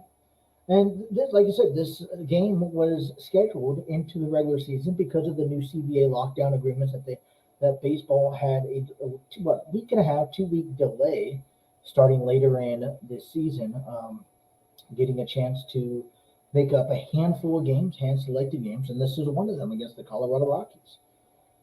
Faulkner and Kim, first pitch out on the corner, called for a ball. Nice pitching done by nice calling play so far today's game by home plate umpire Adrian Johnson.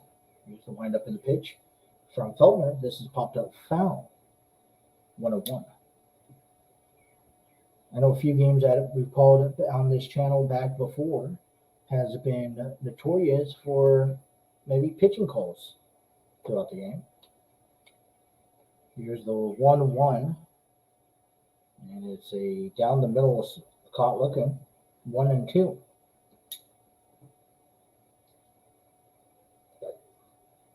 Ryan Faulkner, 71 pitches in 5 1/3 so far. 1-2 swings and right back down the third base. Long throw to first by McMahon will make the graph out number 2.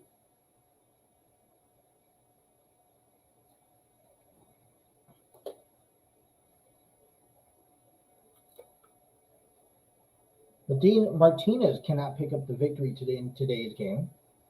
It would have to be a draw or a loss, depending on how things go. Or what can't be a loss anymore. So he is set for not being not in the decision. Back to the lineup with Profar. This is the third time around the Padres have been. He's 0 for 2, struck out in the third inning.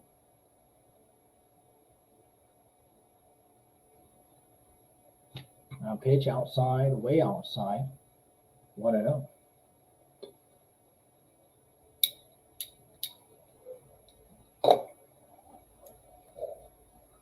Checked on the right side of the field for the 1-0 pitch.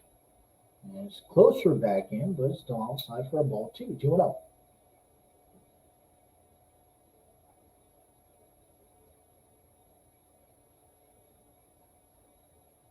Guys are listening to the Colorado Rockies and the San Diego Padres right here on the TNC Sports Talk YouTube channel. This is the pitch off the right field side past the first baseman, but called for foul. 2 balls, 1 strike.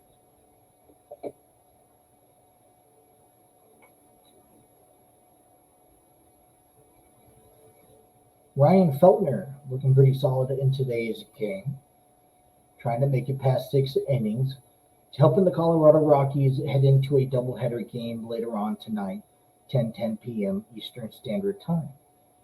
Here's the 2 balls and 1 strike to Profar. Check swings and call for 2-2.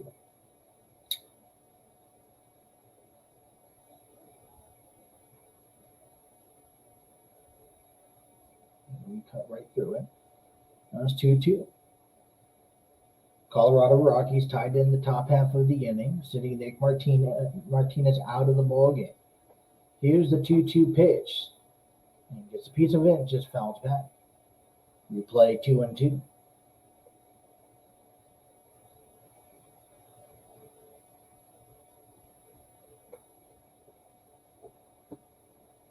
Colorado Rockies have 9-1-2 due up. Looks like Nabil Krismat's coming out of there. Here's the 2-2 pitch. So he's another foul ball. Martinez was not charged for, it was not an earned run in the outing that he had previously. 5 hits, 1 run, 3 walks, 9 strikeouts, like I said, for a career high. ERA went to 3.74. A reset here on the mound. Faulkner trying to close out here with 78 pitches. The 2-2 pitch on the way to Profar. Outside works his way to a full count, 3-2. Cronenworth due up next. Padres got out to an early 1-0 lead in the third inning, followed by the Rockies tying the game up back at the top half of this inning. Here's the payoff. Swing, lined it to right field. That's going to get down back to the Corner of right field just called foul.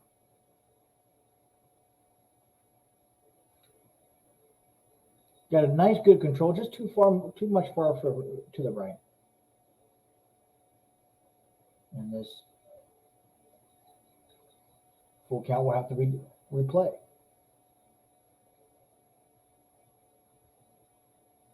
Trying to get something going with 2 outs here at the bottom of the 6th inning. Still a beautiful afternoon in San Diego. Felcher, 3-2 payoff again. Foul back. Nice battle with Jerks and Profar.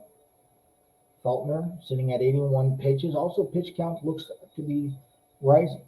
4.91 ERA. Only went down a good amount as he came into the game with 5.85 ERA.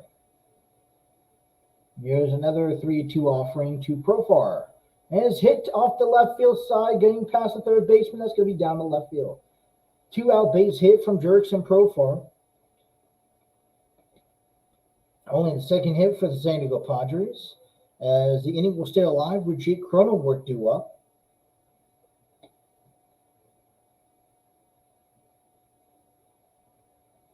Well, everyone was in the shift on the right field side. You had Iglesias, the only man on the right field side, just couldn't get it down the Profar. Just got it down the third base line. No one was there. Iglesias couldn't get there long enough. Left it for Sam Hillard to get. And Profar standing at first base now with Jake Cronenworth, who has struck out and flied out in the game. Here's the pitch outside for a ball 1. So a nice 3-2 battle from Jerks and Profar pays off, trying to break a 1-1 tie ball game that tied earlier back in the top half of the 6th inning. Nick Martinez will like to see the Padres like to see his players get back in a winning situation, as this pitch was up high for 2-0 to Cronenworth. Looks like starting to lose a little bit of command of his pitches. This is Brian Severn. And as I went to go talk to Ryan Fulton.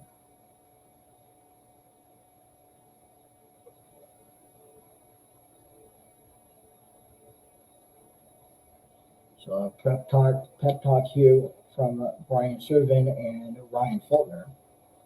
Cronenworth sits at 2-0, 2 out, bottom of the 6th inning. Here's the windup in the delivery. And it's called in their first strike.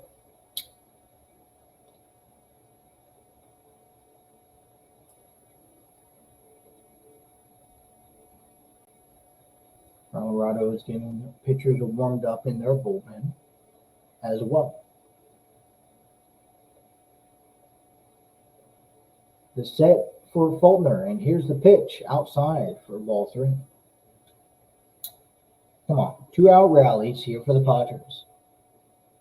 Machado's on deck, 0 for 2 with 2 strikeouts. Will love to turn that around. Here with 2 men. Fulton sits at 86 pitches, tied at 1 apiece in the bottom of the 6th inning. The pitch check swings in there for a called strike. Works his count 3-2. Profar is headed off to second, because that's what happens with 2 outs. The runners go. 2 men working up in the Colorado bullpen. We say game 1 of this doubleheader later on, played on tonight, 10:10 p.m. Eastern Standard Time.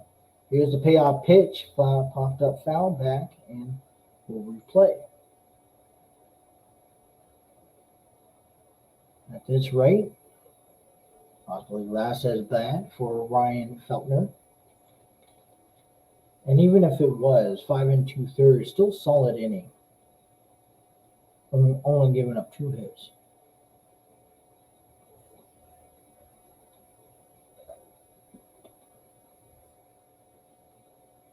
Here's a 3-2. Swings it. Fly ball out to left field. Going back is Hillard up to the climbing up the wall. Just going to be foul. Another play. 3-2. Listen, Profar 2 outs gets a nice 10 bat out run. 10 pitch at bat. Cronenworth adding the pitches up here, starting this inning off in the 70s. I think like 77.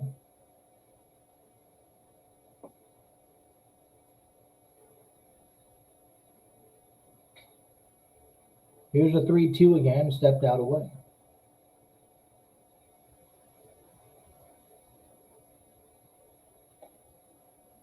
Last thing Feltner wants to do is face Manny Machado, especially at the amount of pitches he had. Here's the payoff pitch again. It's down low, called for a ball 4. 2 men on.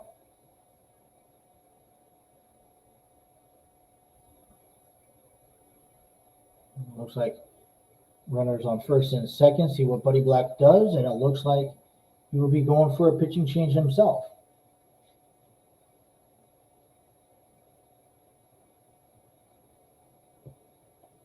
Or will he let him pitch to Manny Machado? We'll see.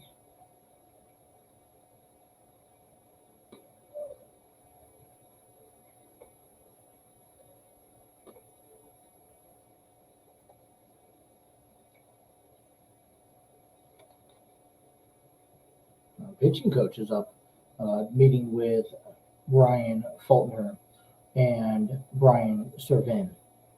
And there's a critical situation on what you want to do here. You want to pitch to Manny Machado, who's 0-2 on in today's game with both strikeouts. Do you walk Machado, go for Voit, who's 0-2 with 1 strikeout, and the plays could be at any pace. You got a runner on first and second, 2 away here in the bottom of the 6th inning. Like I said, top of the 6th inning, the Rockies scored in a run thanks to a strikeout swinging and a wild pitch by Charlie Blackmon and a 1-out double from Jose Iglesias, or Brendan Rodgers, my mistake.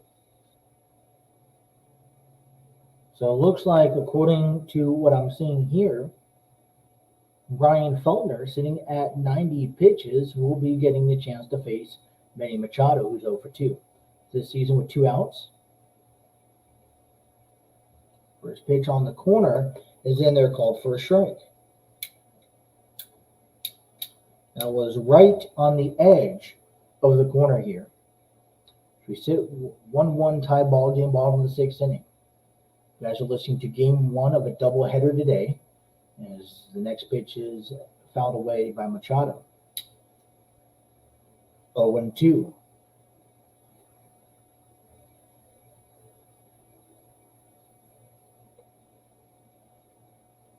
So the damage has been done here with 2 strikes on Machado, trying to get out of it. Struck out twice so far into the game as their number 3. The pitch popped up shallow in the infield. First baseman C.J. Crum will get underneath it, and the damage has been concealed. A hit, a walk, and 2 left on base. Rockies and Padres tied 0-1 here on the TNC Sports Talk YouTube channel.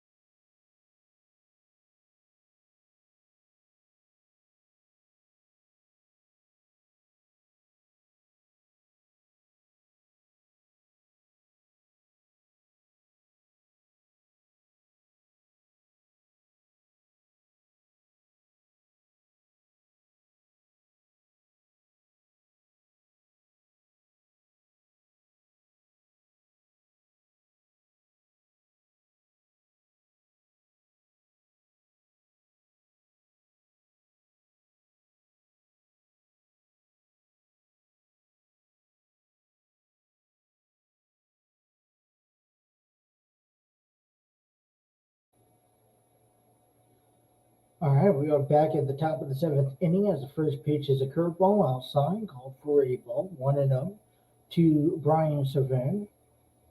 We are in the top of the seventh inning. Bree started the ball game in particular after the Rockies scored the tying run on the top of the sixth.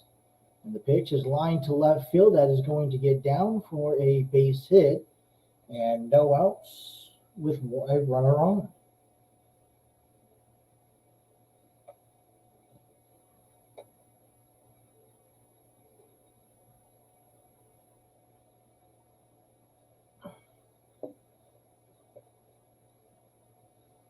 So for the last five consecutive innings, uh,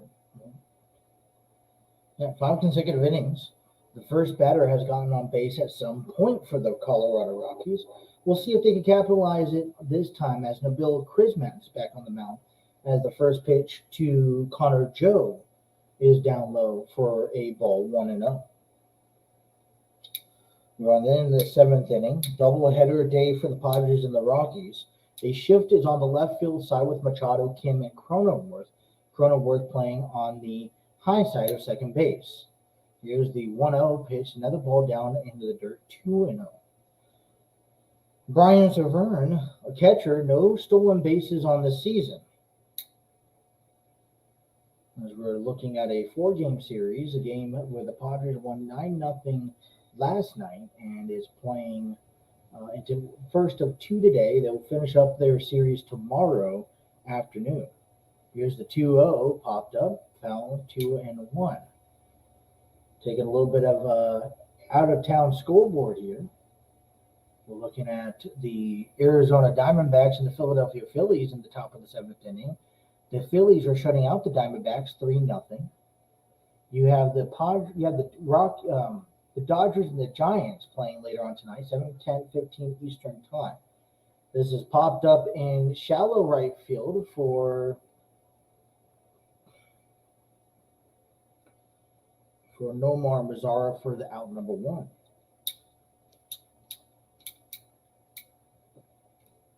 So Vern back at first base, one away here in the top of the seventh inning.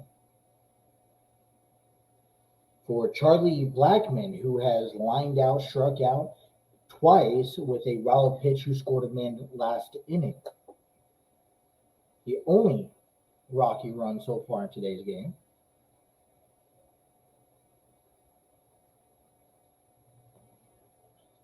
Here's the first pitch. And his ground ball through the right field side, going past Cronenworth. So Vern will stop at second as it lands pretty fast in front of Mazzara. And with one away, two runners on first and second for Crismat. This leads up something for CJ Crone, who's flown out. Ground will double back in the fourth. And a struck out looking last inning.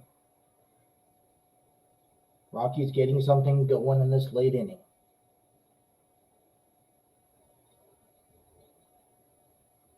Nabil Crismat trying to get out of a quick jam himself as he tries to send his team to the bottom half of the inning to get some runs on top. We're in the top of the seventh, tied at one. Here's the first pitch to CJ Crone. It's in there, called for a strike, 0-1 for CJ Crone.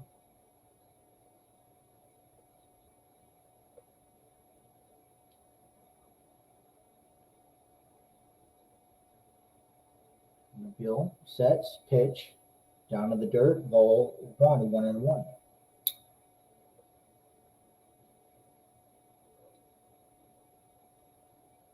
Milwaukee Brewers are down 4-8 in the top of the seventh inning against the Washington Nationals. The Baltimore Orioles come back and now lead the Kansas City Royals 5-3 in the bottom of the seventh. Here's the 1-1 pitch to Machado. He'll toss it over to Cronenworth, back to Hosmer, 5-4-3 double play. Nabil Crismat gets out of a 1-out, 2-men-on jam as he sends the Padres to the bottom half of the inning. There's a pitch tied at 1 apiece. You guys are listening to the Rockies and the Padres right here on the TNC Sports Talk YouTube channel.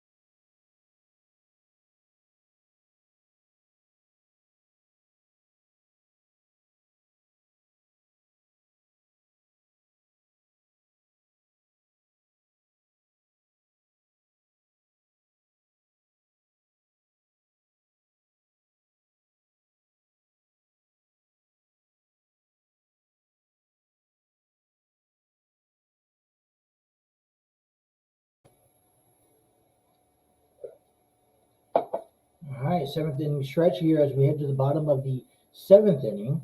As Lucas Gilbreth is due up, he sits in at 6.28 ERA. As Luke Volt's in there for 1-1 apiece. Welcome back here on the TNC Sports Talk YouTube channel. Joining us as we call the Colorado Rockies and the San Diego Padres. Game one of a doubleheader this afternoon. Swing and a miss, first strike 2, 1-2 to Luke Voigt. Excuse me. Ryan Fulmer gets out of 6 innings, 2 hits, 1 run, 1 walk, 6 strikeouts with 21 batters faced. Here's the 1-2, fouled back again. This game's tied at 1. Anything could happen. And this is where the strategy starts kicking in, especially for both managers. The last thing you want to do is to definitely go into game 1 in 9 innings. Okay, it's one thing if there's 7 innings, but this is a 9-inning ball game. A huge swing and a miss and a strikeout for Luke Voigt. First punch out here in the bottom of the second. Eric Hosmer sets up. He's 0 for 2 on the day. And the point of what I'm trying to make is that this is the last thing that you want done. You don't want to go 10, 11, 12 innings in game 1 and then have to come back around at 7, 8 o'clock at night and pitch game 2 all day, the entire afternoon. So this is going to be a bullpen strategy from here on out as both starting pitchers has pitched out of their 6-inning jams and has been able to turn it over to the bullpen with a tie ball game, a good pitching force for game 1. Here's the 0-1 to Hosmer, swings on the right field side. That's going to get down for a base hit, going back to the right fielder, Connor Joe. So a 1-out single here to kick things off for the Padres. And, something that the Padres haven't had a lot of so far this game was runners on base. So you had Trent Grissom back in the 3rd inning hitting a solo home run. You had Profar who singled after a 10-pitch at-bat last inning. And Eric Hosmer got off to a good one. You think with also the shift on that hand as well, being able to get as well. So Jose, I believe, if I'm not mistaken, let it update. You got Jose Azocar pitch hitting for Nomar Azara. As he'll get his bat, first pitch in there, called for a strike.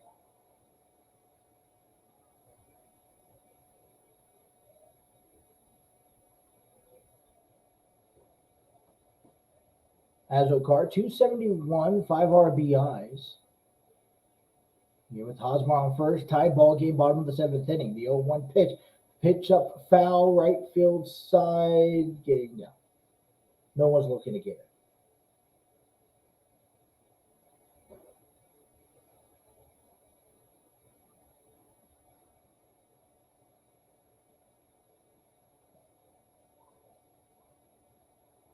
Hosmer on first, 0-2 pitch, sets for Gilbreth.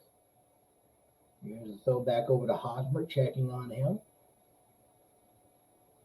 Doesn't seem like a bad crowd. We'll see what the crowd holds a little later on tonight. Like I said, the Rockies are in dead last as the Padres are in 2nd place, a game out of the Dodgers. As the Dodgers and the Giants game 2 will be played at 7:15 Eastern Standard Time tonight. That's pitch outside, 1 2 strikes.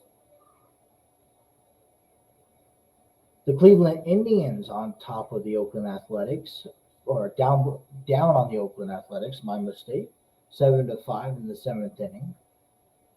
The Tigers beating the Blue Jays 3-0, bottom of the 7th. Here's the pitch, and it's swing and a miss, and that would be out for number 2 strikeout swinging for Azocar. For Jorge Alfaro, who sits at 0-2. Atlanta and Pittsburgh. Atlanta is up 10-4 against the Pittsburgh Pirates in the bottom of the 7th inning on that game. Miami Marlins beating the Houston Astros 4-1. Alfaro 0 for 2, grounded out and a flyout. 3 home runs, 12 RBIs in the season.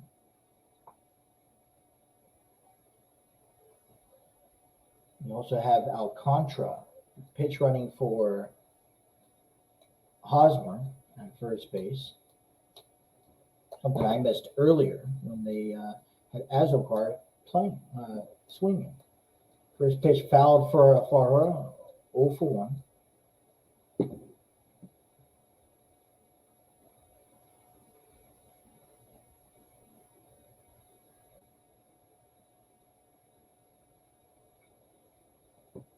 For 1 for Alfaro. Dropped my baseball, pitch sent back to first base. I'm sure Alcantara is a batter that can, a runner that can run the bases if the ball gets down in the gap. 1-1 tie ball game, bottom of the 7th inning. It's going to be a bull game here on out. Kyle Freeland on the mound for the Rockies tonight. And it's inside for a ball, 1-1. Mackenzie Gore will get on the mound. Will take the nod for game 2 for the Padres. Think of this, in 2 games, the Padres win both games and the Dodgers losing to the Giants tonight. Just hypothetically, you could see a first place Padres team. I'd like to see that. No Padres fans would love to see that heading into the All-Star break.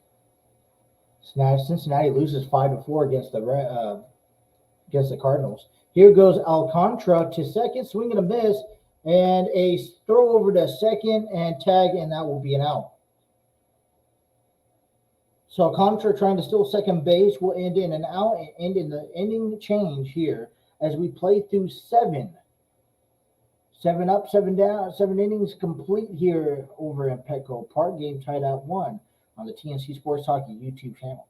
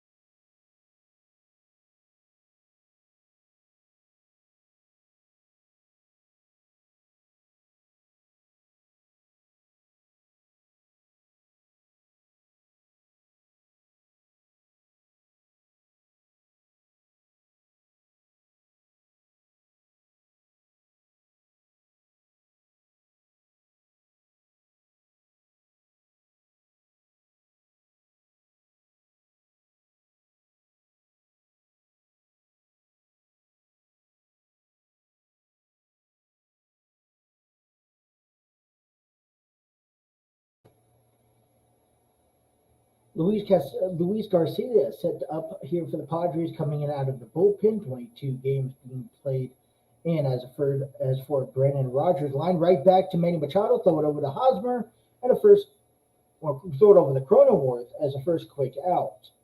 Trying to figure out how this position plays here for the Padres. Cronenworth is over at first base. Let me just put this in. So 5-3 play. So we will see Cronenworth at first base. We got Cronenworth at first base. For a second, Cronenworth at first base. Machado at third. Volt to DH. Huds, where we would have Alcantara at second base. First pitch on the way to McMahon. And it's low for ball one, 1-0. And then we have Mazzara. And right, we have Azokar in right field. I'm pretty sure that's what is set here. Swing and a miss, 1-1. So Cronenworth will head over to, so Azokar will replace Mazzara in right field, and as Alcantara will take over second base, as Alcantara and Cronenworth will switch places here. Tie ball game here in the top of the eighth inning, one away, 1-1 pitch to McMahon on the inside corner, ball two. From Chrismat, his day will be done. 1.13 innings pitched, 2 hits, no runs, with no strikeouts. Only faced about 5 batters so far. Pitch is hounded up back up the middle. Is going to get into center field for a 1-out single.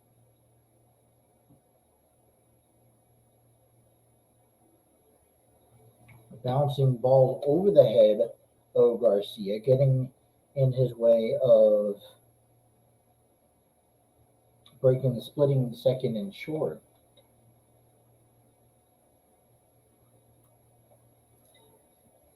Jose Iglesias, 1-for-3, single back in the 5th inning.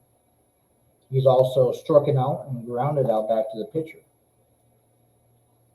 Runner on first, one away here in the top of the 8th inning. Tie ball game. Pitch though back over to first base.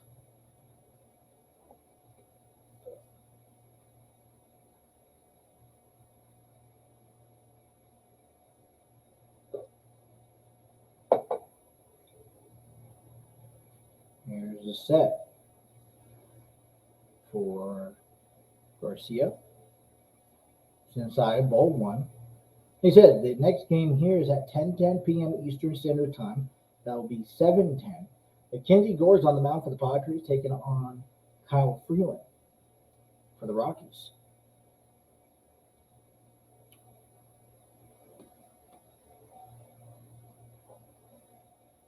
The 1-0 delivery foul.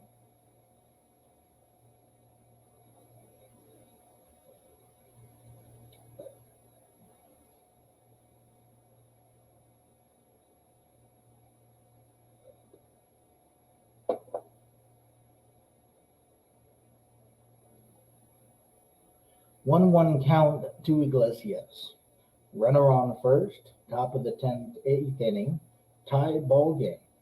Here's the delivery to the plate, and it's hit, grounded up back to the pitcher, throw it over to second, back to first, and that is a 1-4-3 double play.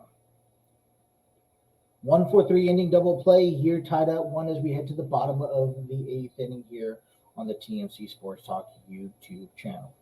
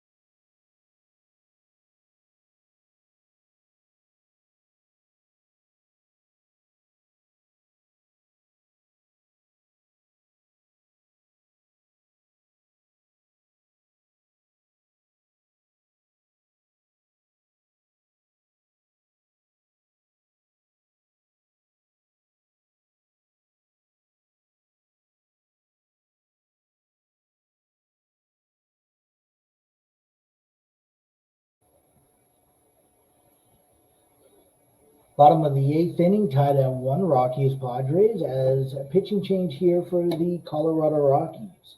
As Alex Combs due up, he's 1-0, 2.53 ERA in 21.1 innings, 7 walks, 11 strikeouts. As the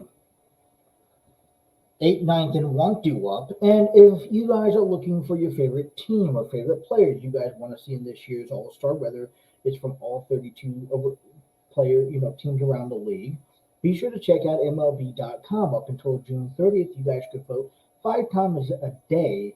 Vote for your favorite players to be in this year's part of MLB All-Star.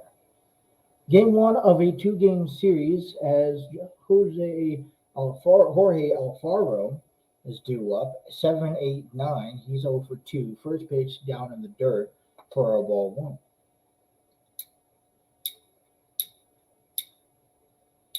Fortunately, we won't be calling this next ball game between the Rockies and the Padres tonight. You guys can check us out a little bit later on and find us on our Facebook page, and we'll let you know what game we should be calling down the road. Here's the 1-0 to Alfaro. Is hit, fly ball, straightaway sitter. That's going back to the wall and caught by Jonathan Daza. So close. Got the fans all excited in the backfield. Daza was running straight back there and grabbed a little hopping jump. Didn't make it look too complicated. If I was back there, I would have just caught at the warning track. Not only being able to track it down, but brace himself before you hit the wall. So it went away. I thought that was very well being a home run. It was going to get down for extra bases.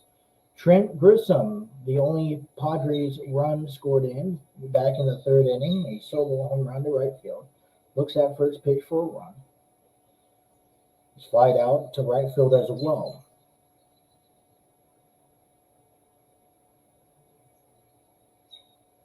Home run today. You wonder why his batting average is 184. This is a chopper on the infield. Back to first baseman McMahon. Tags Grisham for the out.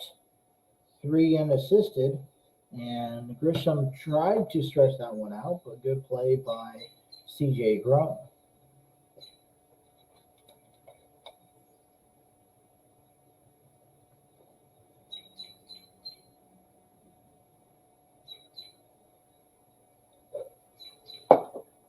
I think this is the best decision itself. 3 unassisted, the score. By the time that Colomé got to first base, it was just going to be an awkward flip and it would have been safe. So good choice by Crone to take it himself and tag Gresham. 2 outs here for Ha-Sung Kim, who's also 0 for 2 today. And here's the pitch. Check swings. He's in there for a strike.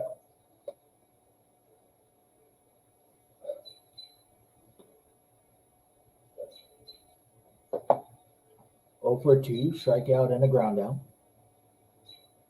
Trying to get something to go and to get some pitching happening in the Padres bullpen. So that one's down in the dirt. It goes 1-1.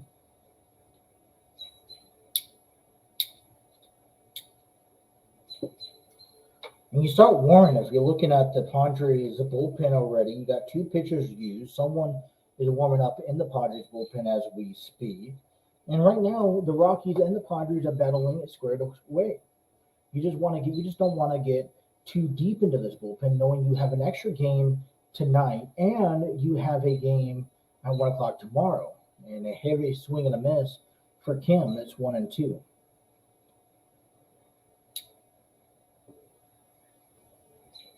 And it's not like this is coming out of surprise. Wasn't just scheduled at the last second. This has been on the schedule for nearly 2 months now. And how close this game is, considering where the Padres and the Rockies are at in the standings and where they're at with noticeable players. A heavy swing and a miss in the dirt will end the inning. 1, 2, 3 here in the bottom of the 8th. We'll head to the 9th at a tie ball game, 1 apiece, here on the TNC Sports Talk YouTube channel.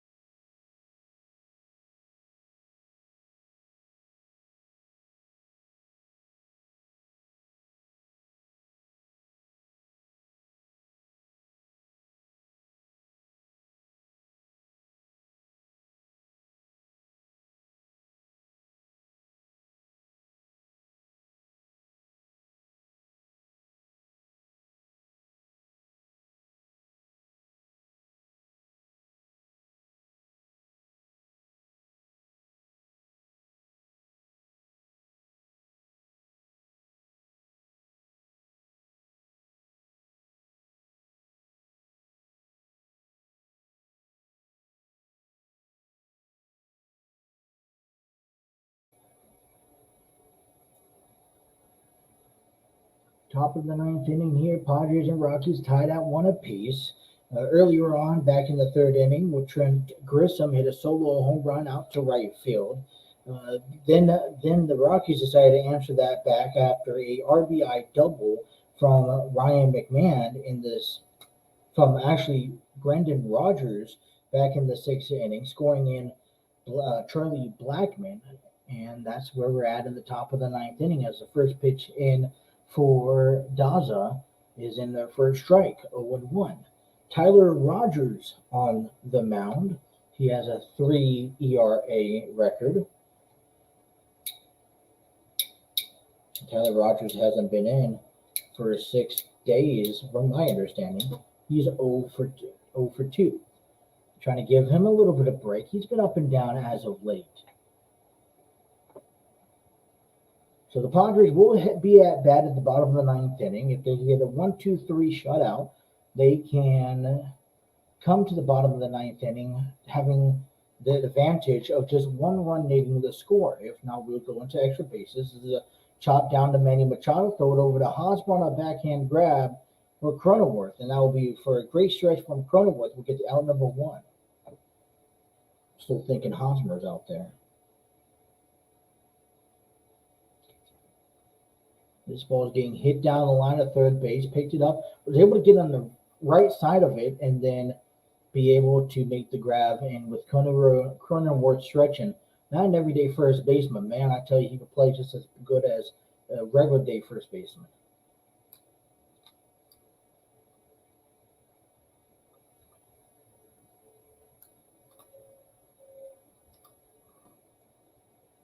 And we're looking to see Randall Gritchett, 2.62 ERA with 5 home runs, stepping in for Sam Hillard.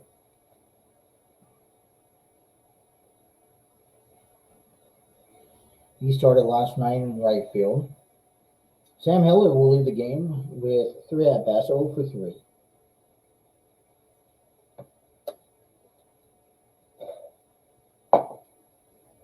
Minus in the Padres to the bottom of the ninth inning. That was in there for a ball 1.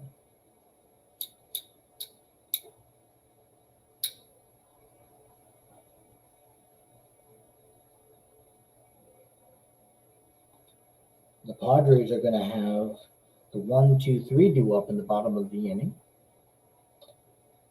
Here's the 1-1. Swing and a miss for strike 2.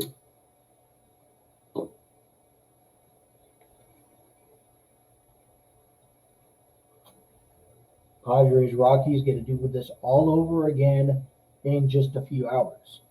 But first, we have to end this ball game, and this ball game is tied 1 apiece. That one is in there for a call strike 3 looking. 2 away.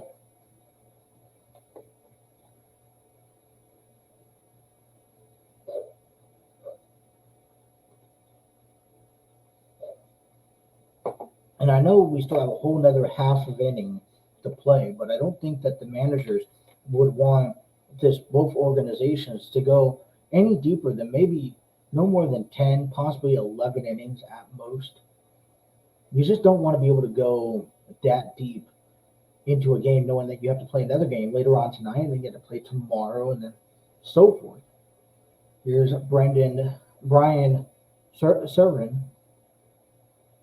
And that's down in there for a ball.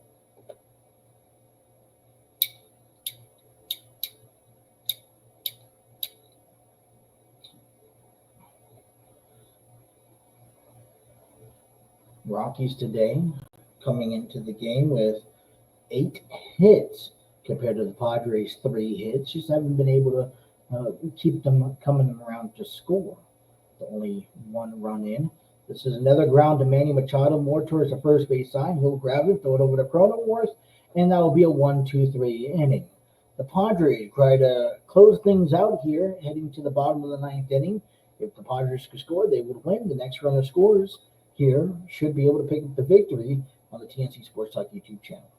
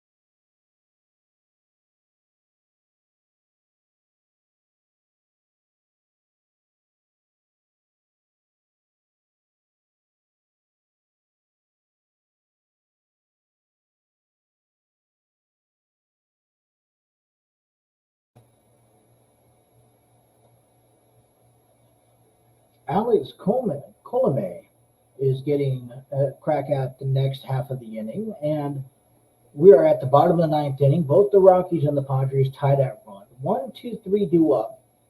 And is our new pitcher? It does look like it. We have actually Daniel Bard, according to my everything hasn't uploaded yet. Daniel Bard will get the nod. What the Padres are looking for is a walk-off victory today.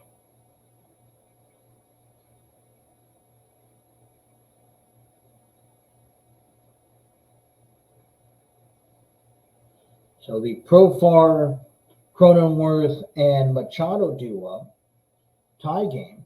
And like I said, you have a game later on tonight, as it looks like here. Let me just look up how the fielder goes. Grushek will stay out in right field, and that's the only defensive position after taking over Hillard.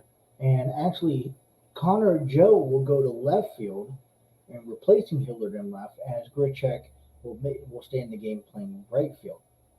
Bottom of the ninth inning, 1-1 tie ball game. Padres could get a run in here in the ninth inning when we could be walking away with a walk-off win. Profar's 2 for 5, single and a double against Daniel Bard. He is 1 for 3 tonight. Here's the inside pitch called for a ball.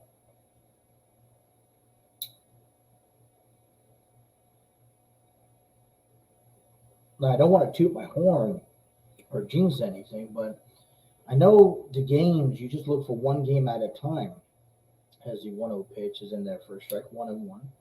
But you're really looking for and looking towards not having anything more or less than when we look at starting pitching in the bullpen. You've got a doubleheader tonight in about 4 or 3 hours. Another game's supposed to get underway. Here's the 1-1 pitch. Check swings, out for a ball. 2 balls, 1 strike. And, you're already sitting at solid about 3 pitchers out of the bullpen, 3-4 pitchers. As for the Padres, same thing. So right now, things are leveled pretty match up. Went about 6 innings each. Here's the 2-1 way outside, 3-1. But I do always just stress the struggle, especially after finding out guys like Mike Clevenger leaving the ball, being put on the 15-day IL earlier today. And Adrian Morejon, if you're looking for the Padres trying to keep things in the flow with them, that's in there for a call strike. Count goes 3-2. So we're at the bottom of the ninth inning, tied at 1. First game of a doubleheader. Next game will be played a little later on tonight at 10:10 p.m. Eastern Standard Time. Kyle Freeland taking on Mackenzie Gore. 3-2 count. Swings and a miss for a strike, out number 1. Nice slider throw in there. Manny Machado due up. He walked his last outing. Otherwise, he's 0 for 2. You look at the rest of the series, you have the Rockies and the Padres set to do battle again in the tomorrow afternoon before they both separate their ways. Jake Cronenworth, 0 for 2, no outs, 1 out, no on, 1 out here in the bottom of the ninth inning. First pitch is outside for a ball, 1-0. We get into the 10th inning, and you'll start seeing, to begin the inning, a runner on second base. I don't believe we've had to call a extra inning game so far this season. The 1-0 is in there for the count, 1-1.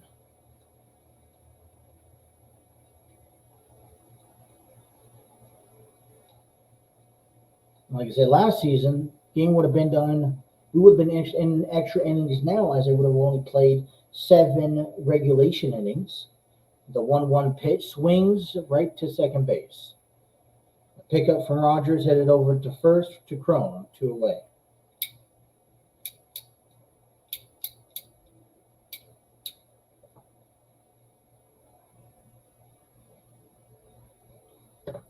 Now here comes Machado, 0 for 3, 2 strikeouts and a pop out. And this is where you kind of want things, if you're going to end things off in the ninth inning, let's start things started with Machado, get back of an 0 for 3 day. Machado's 0 for 5 against Daniel Bard. Trying to avoid extra innings here in a doubleheader game. Next game played later on tonight. Texas Rangers beat the White Sox 11-9 in extra innings. First pitch on the way to Machado is in there for a strike. Machado 6 career walk-off home runs. Last one was a grand slam back in 2020 against the Texas Rangers. August 19th was the schedule. The 0-1 pitch is up high, called for a ball. Looked like it was in the zone, but it's 1-1. Wouldn't argue that.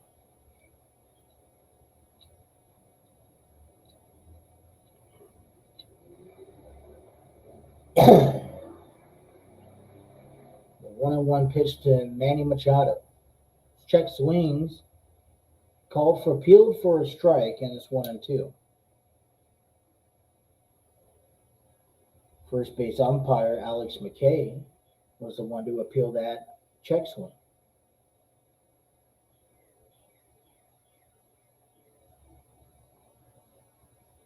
So instead of 2-1, it's 1-2 for the Machado. 2 away in the bottom of the ninth. Here's a pitch. Swings. Fly ball out to shallow left, and it will be caught by Connor Joe. We played 9. You have played 9 at Petco Park. Free baseball yet to be given here. As we head to the 10th inning, is tied up 1 apiece. You guys are listening to the Rockies and the Padres on the TNC Sports Talk YouTube channel.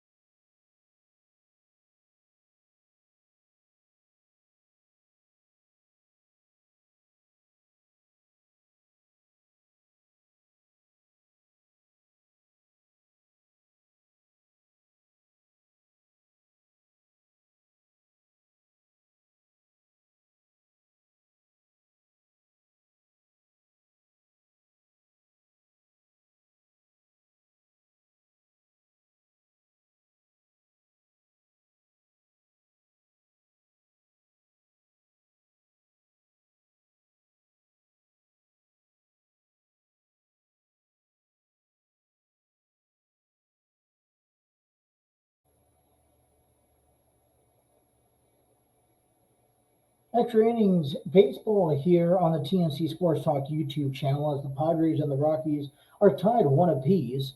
It will be Steven Wilson on the mound. He's 3-1, 4.15 ERA, 7 walks to his record. As Rogers went 1 inning, 3 batters. That's 1K, not too bad. And this is what you kind of need out of your rotation. So back to the top of the lineup, 1, 2, 3 here as we begin inning number 10. A runner will start on second base. If that's mistaken, that will be Brian Servin as he made the last out of the last inning. That's how extra inning games has worked. It's been put in place for the last 2, and it looks like that's something that's going to stick in. As for this, Connor Joe, who got moved over from right to left field earlier today, he's 1 for 4 with a single in the 4th inning as he makes his plate appearance now to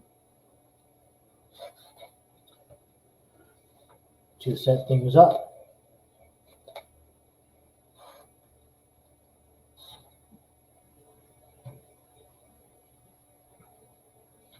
First pitch in there is called for a strike, 0-1.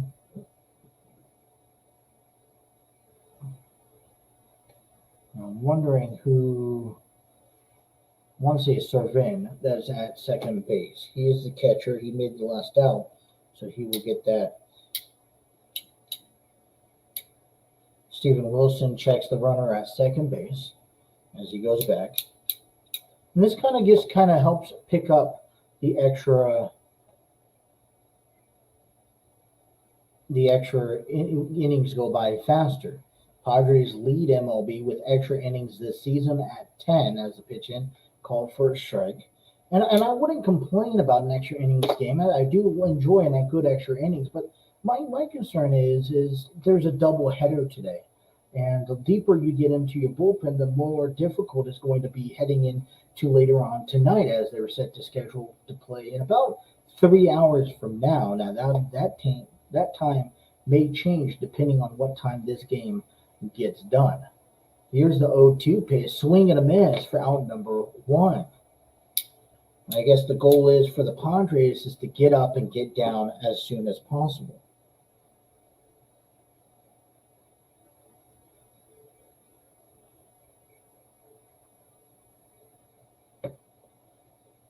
Nice, good 3 straight sliders going for Steven Wilson. Charlie Blackmon will get up. He is 1 for 3, 2 strikeouts, and he scored in the only Rockies run back in the 7th inning, or back in the 6th inning, to tie the game.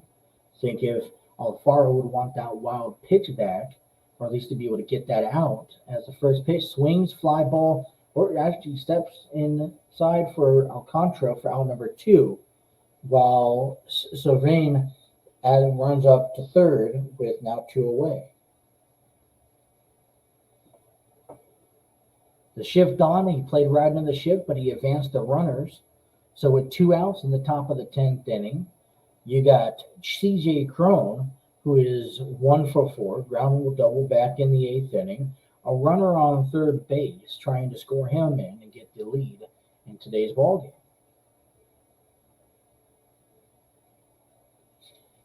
Once we get to the bottom of the 9th inning, it's 4-5-6. A block by Alfaro, first pitch in there, considered for a ball.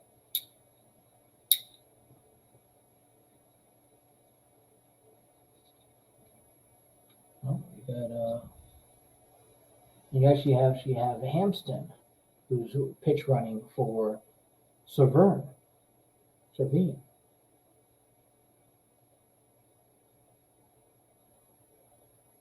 The 1 ball, no strikes to Cron. It's in there for a strike. Loving that slider by Wilson.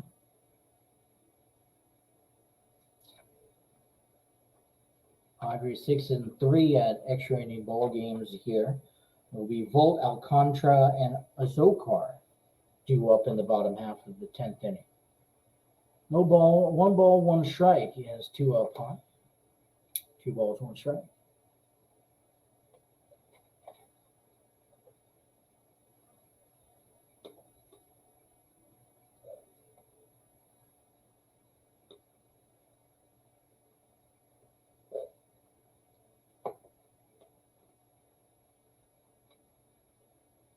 Here's the 2-1. So on, popped up. Shallow center field, calling off is Alcantara to make the grab. An easy 1-2-3 inning. We've played 9.5. We'll head back down to the bottom half of the inning and see what the Padres can do right here on the TNC Sports Talk YouTube channel.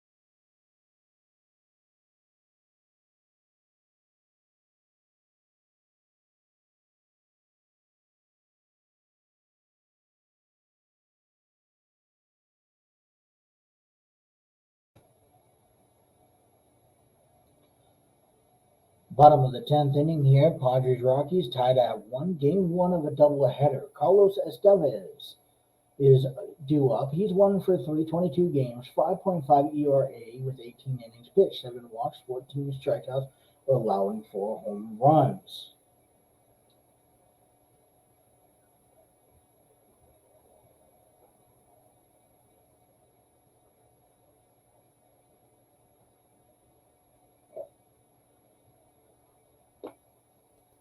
All right, so this is what we got going on. We have Diaz coming on.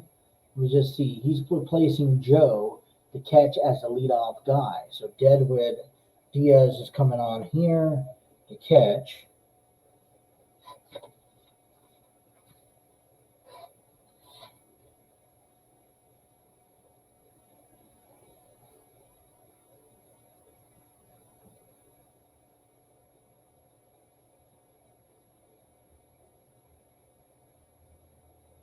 And then we have, that means left field would belong to Daza.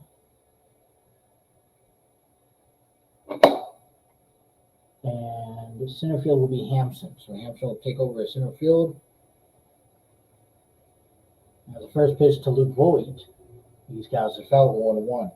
Just trying to get all this in here. Looks like Grechik is going over to, he's still in the right field. Hampson is in center field, and you got Daza in left field.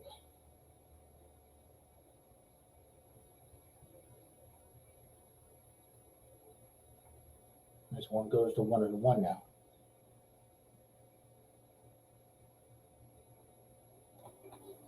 I believe I have all that standard correct. Machado over at second base to lead off as he was made the last out of last inning's game.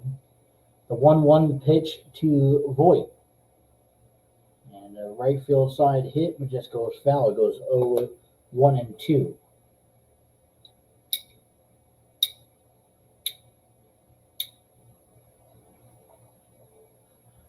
Rockies in a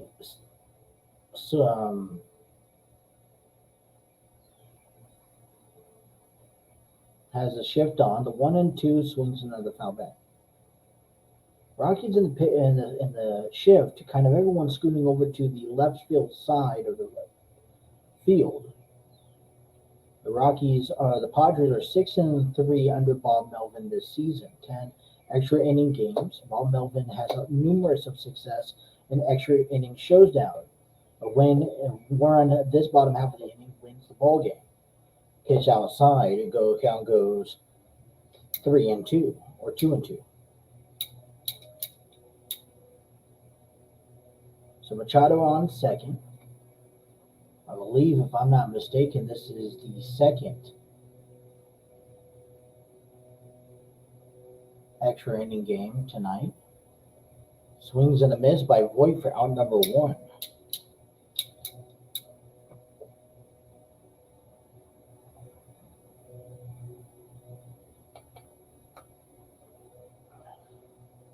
Talking about the Athletics and Bob Melvin, well, the Athletics are winning 10-5 in the bottom of the 9th inning against the Cleveland Indians.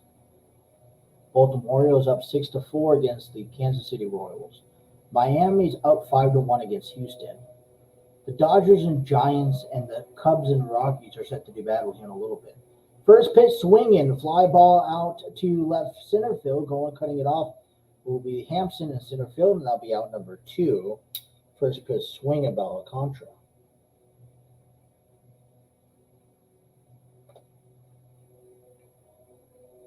Zokar will come up here. He struck out his last appearance. He's hit a walk-off win a few weeks ago.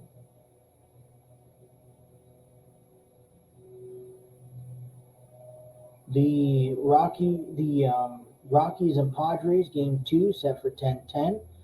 Mets and Angels 10-07, and the Red Sox and the Mariners 10-10 tonight. Those are the nighttime games. A ball getting away from the catcher, and it's getting away, and he threw it over. Oh, the Padres, oh gosh. Let me throw it off to you. Replay of the throwdown here. The Padres win it. Final score 2-0 because a ball getting away from Diaz at home plate, thrown over to third, but getting it away from third baseman McMahon. And Machado slides into third. Once the ball gets away from McMahon, Machado goes home. Throw was not in time, and the Padres win in a fashion statement. Final score 2-0. Extra inning ball games here on the TNC Sports Talk YouTube channel.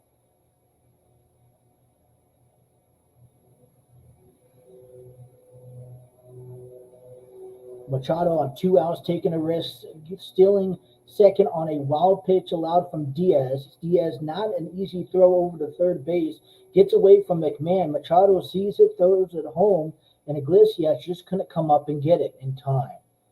And Machado comes in under an error that was made by McMahon at third base. And talk about a walk-off game here. The Padres get away with a victory today. Final score 2-0. The Padres walk it off with 2 runs with 3 hits and no errors, as the Colorado Rockies 1 run, 8 hits, with 1 run and 1 error for the Colorado Rockies. This was a really big game, as this was game 1 of a 2-game series between the San Diego Padres and the Colorado Rockies. And you talk about the things that they were able to do in today's ball game. You talk about who ended up losing the game. Estevez pitches 2/3 of an inning, giving up no hits and a run, an unearned run, with 1 strikeout. The winner of the ball game for the San Diego Padres. Well, there's no winner for the ball game for the San Diego Padres, as Wilson was the last guy out there. Pitched up one inning pitched with 1 strikeout, no runs, no hits, and the Padres walking away with the victory here, and all thanks to a low-scoring game. When you think about this game, you think about talking about having you think of the game, you think of how the game broke down, okay, and how the Padres gave up 8 hits in this entire ballgame. Well, let's kind of put this in better perspective, because the Padres, in this case, giving up 8 hits, pitched really well. I mean, I know Martinez didn't go the distance, but listen, this is the Padres team finding a way to get it done. We want a doubleheader coming up later on today, and I'll get into that information first. The first thing I want to get to you here is the final score. So the Padres pick up the win here in 10 innings thanks to an error off of Diaz in the bottom of the 10th inning, thrown over to McMahon. McMahon letting the ball getting away from him. I'm believing it's an error. Yes, an error thrown on Diaz, getting away from McMahon on third base, and the Padres were able to pick up the victory with Machado scoring home. So that was an incredible win. And we've got to get you started back to the early innings, back in the bottom of the 3rd inning, with Trent Grissom coming up to bat. The first at bat, his batting average wasn't too high. We think about this on a pitch, line ball back to right field, a solo blast, giving the Padres an early 1-run lead. We think about also going later on, the Rockies answer back in the 6th inning, getting things started off with Charlie Blackmon on a dropped 3rd strike, getting away from Jorge Alfaro. Blackmon reaches base on a strikeout. 2 batters later, Brendan Rodgers hits a ball out to center field and a 1-out RBI double, scoring in Charlie Blackmon. That ties up the game. We head into extra innings. Steven Wilson shuts the Rockies out with a strikeout, ground out, and a fly out. And then the Padres with Manny Machado beginning the bottom half of the 10th inning at second base. A strikeout from Voit, a fly out from Alcantara, and as Ozokar, who comes out to bat, a ball gets away from Diaz, the replacement catcher. Machado steals third. A throw over from Diaz to McMahon gets away from McMahon. Manny Machado takes the risk heading home, and thanks to that risk, the Padres end up scoring with and winning the ball game. Final score 2-1. A really impressive scoring update with Manny Machado. Some great veteran baseball skills coming into the game. He had an earlier decision at third base, a couple of ground balls left it to him. I know when the back in the where was it here? I know there was a double play action that got them out of the ball game. It was back actually in the fourth inning with Brendan Rodgers up at bat and you had Connor Joe, and C.J. Cron on base. The ball was hit to C.J. A ball was hit straight to Machado. Instead of throwing over to first to get the second out, he throws it home to Alfaro and gets the out at home with Connor Joe making an attempt to score in the innings. Couple of great decisions made by Manny Machado to help the Padres win today. In my opinion, he would be a player of the game. Starting pitcher wise, Ryan Faulkner really pitched incredible in my opinion. 6 innings, 2 hits, 1 run allowed, 1 walk, and 6 strikeouts with 21 batters. Well, for the Padres, Nick Martinez comes in with 5 2/3 of an inning, 5 hits, 1 run, 3 walks, 9 strikeouts, setting a career high for him. Now, the Padres are set to do battle later on tonight, and estimate about 3.5 hours before the next pitch, before they wrap up the 4-game series against the Rockies tomorrow afternoon. Now, Kyle Freeland is set to do battle. Is set to take the mound for the Rockies. Kyle Freeland is 1-5, 4.53 ERA with 45 strikeouts. The Mackenzie Gore will get the nod for the San Diego Padres, 4-1 on the season, 1.50 ERA with 57 strikeouts. So that's what we're looking into tonight. And like I said, we will not be calling tonight's game, as that's how the game is suspected to play out. Joe Musgrove is also one of those guys who will beat the game. So the Padres not only shut out the Rockies last night in a final score of 9-0, but also beat the San Diego Padres also beat the Colorado Rockies 2-1 today as well. They go up 2-1 in this series. 2 more games back at it. You guys can check out the Padres and the Rockies on MLB at Bat Valley Sports San Diego, even 97.3 The Fan. All right, that's coming up to a wrap. You guys can tune us back in on Monday at 6 a.m. as we get you guys ready and kick you off with another week of the throw-in with Justin. Thank you guys for tuning in to the Rockies and Padres game. Calling with you on here on the TNC Sports Talk YouTube channel. I am Justin, and until next time, you guys take care. Thank you guys for tuning in.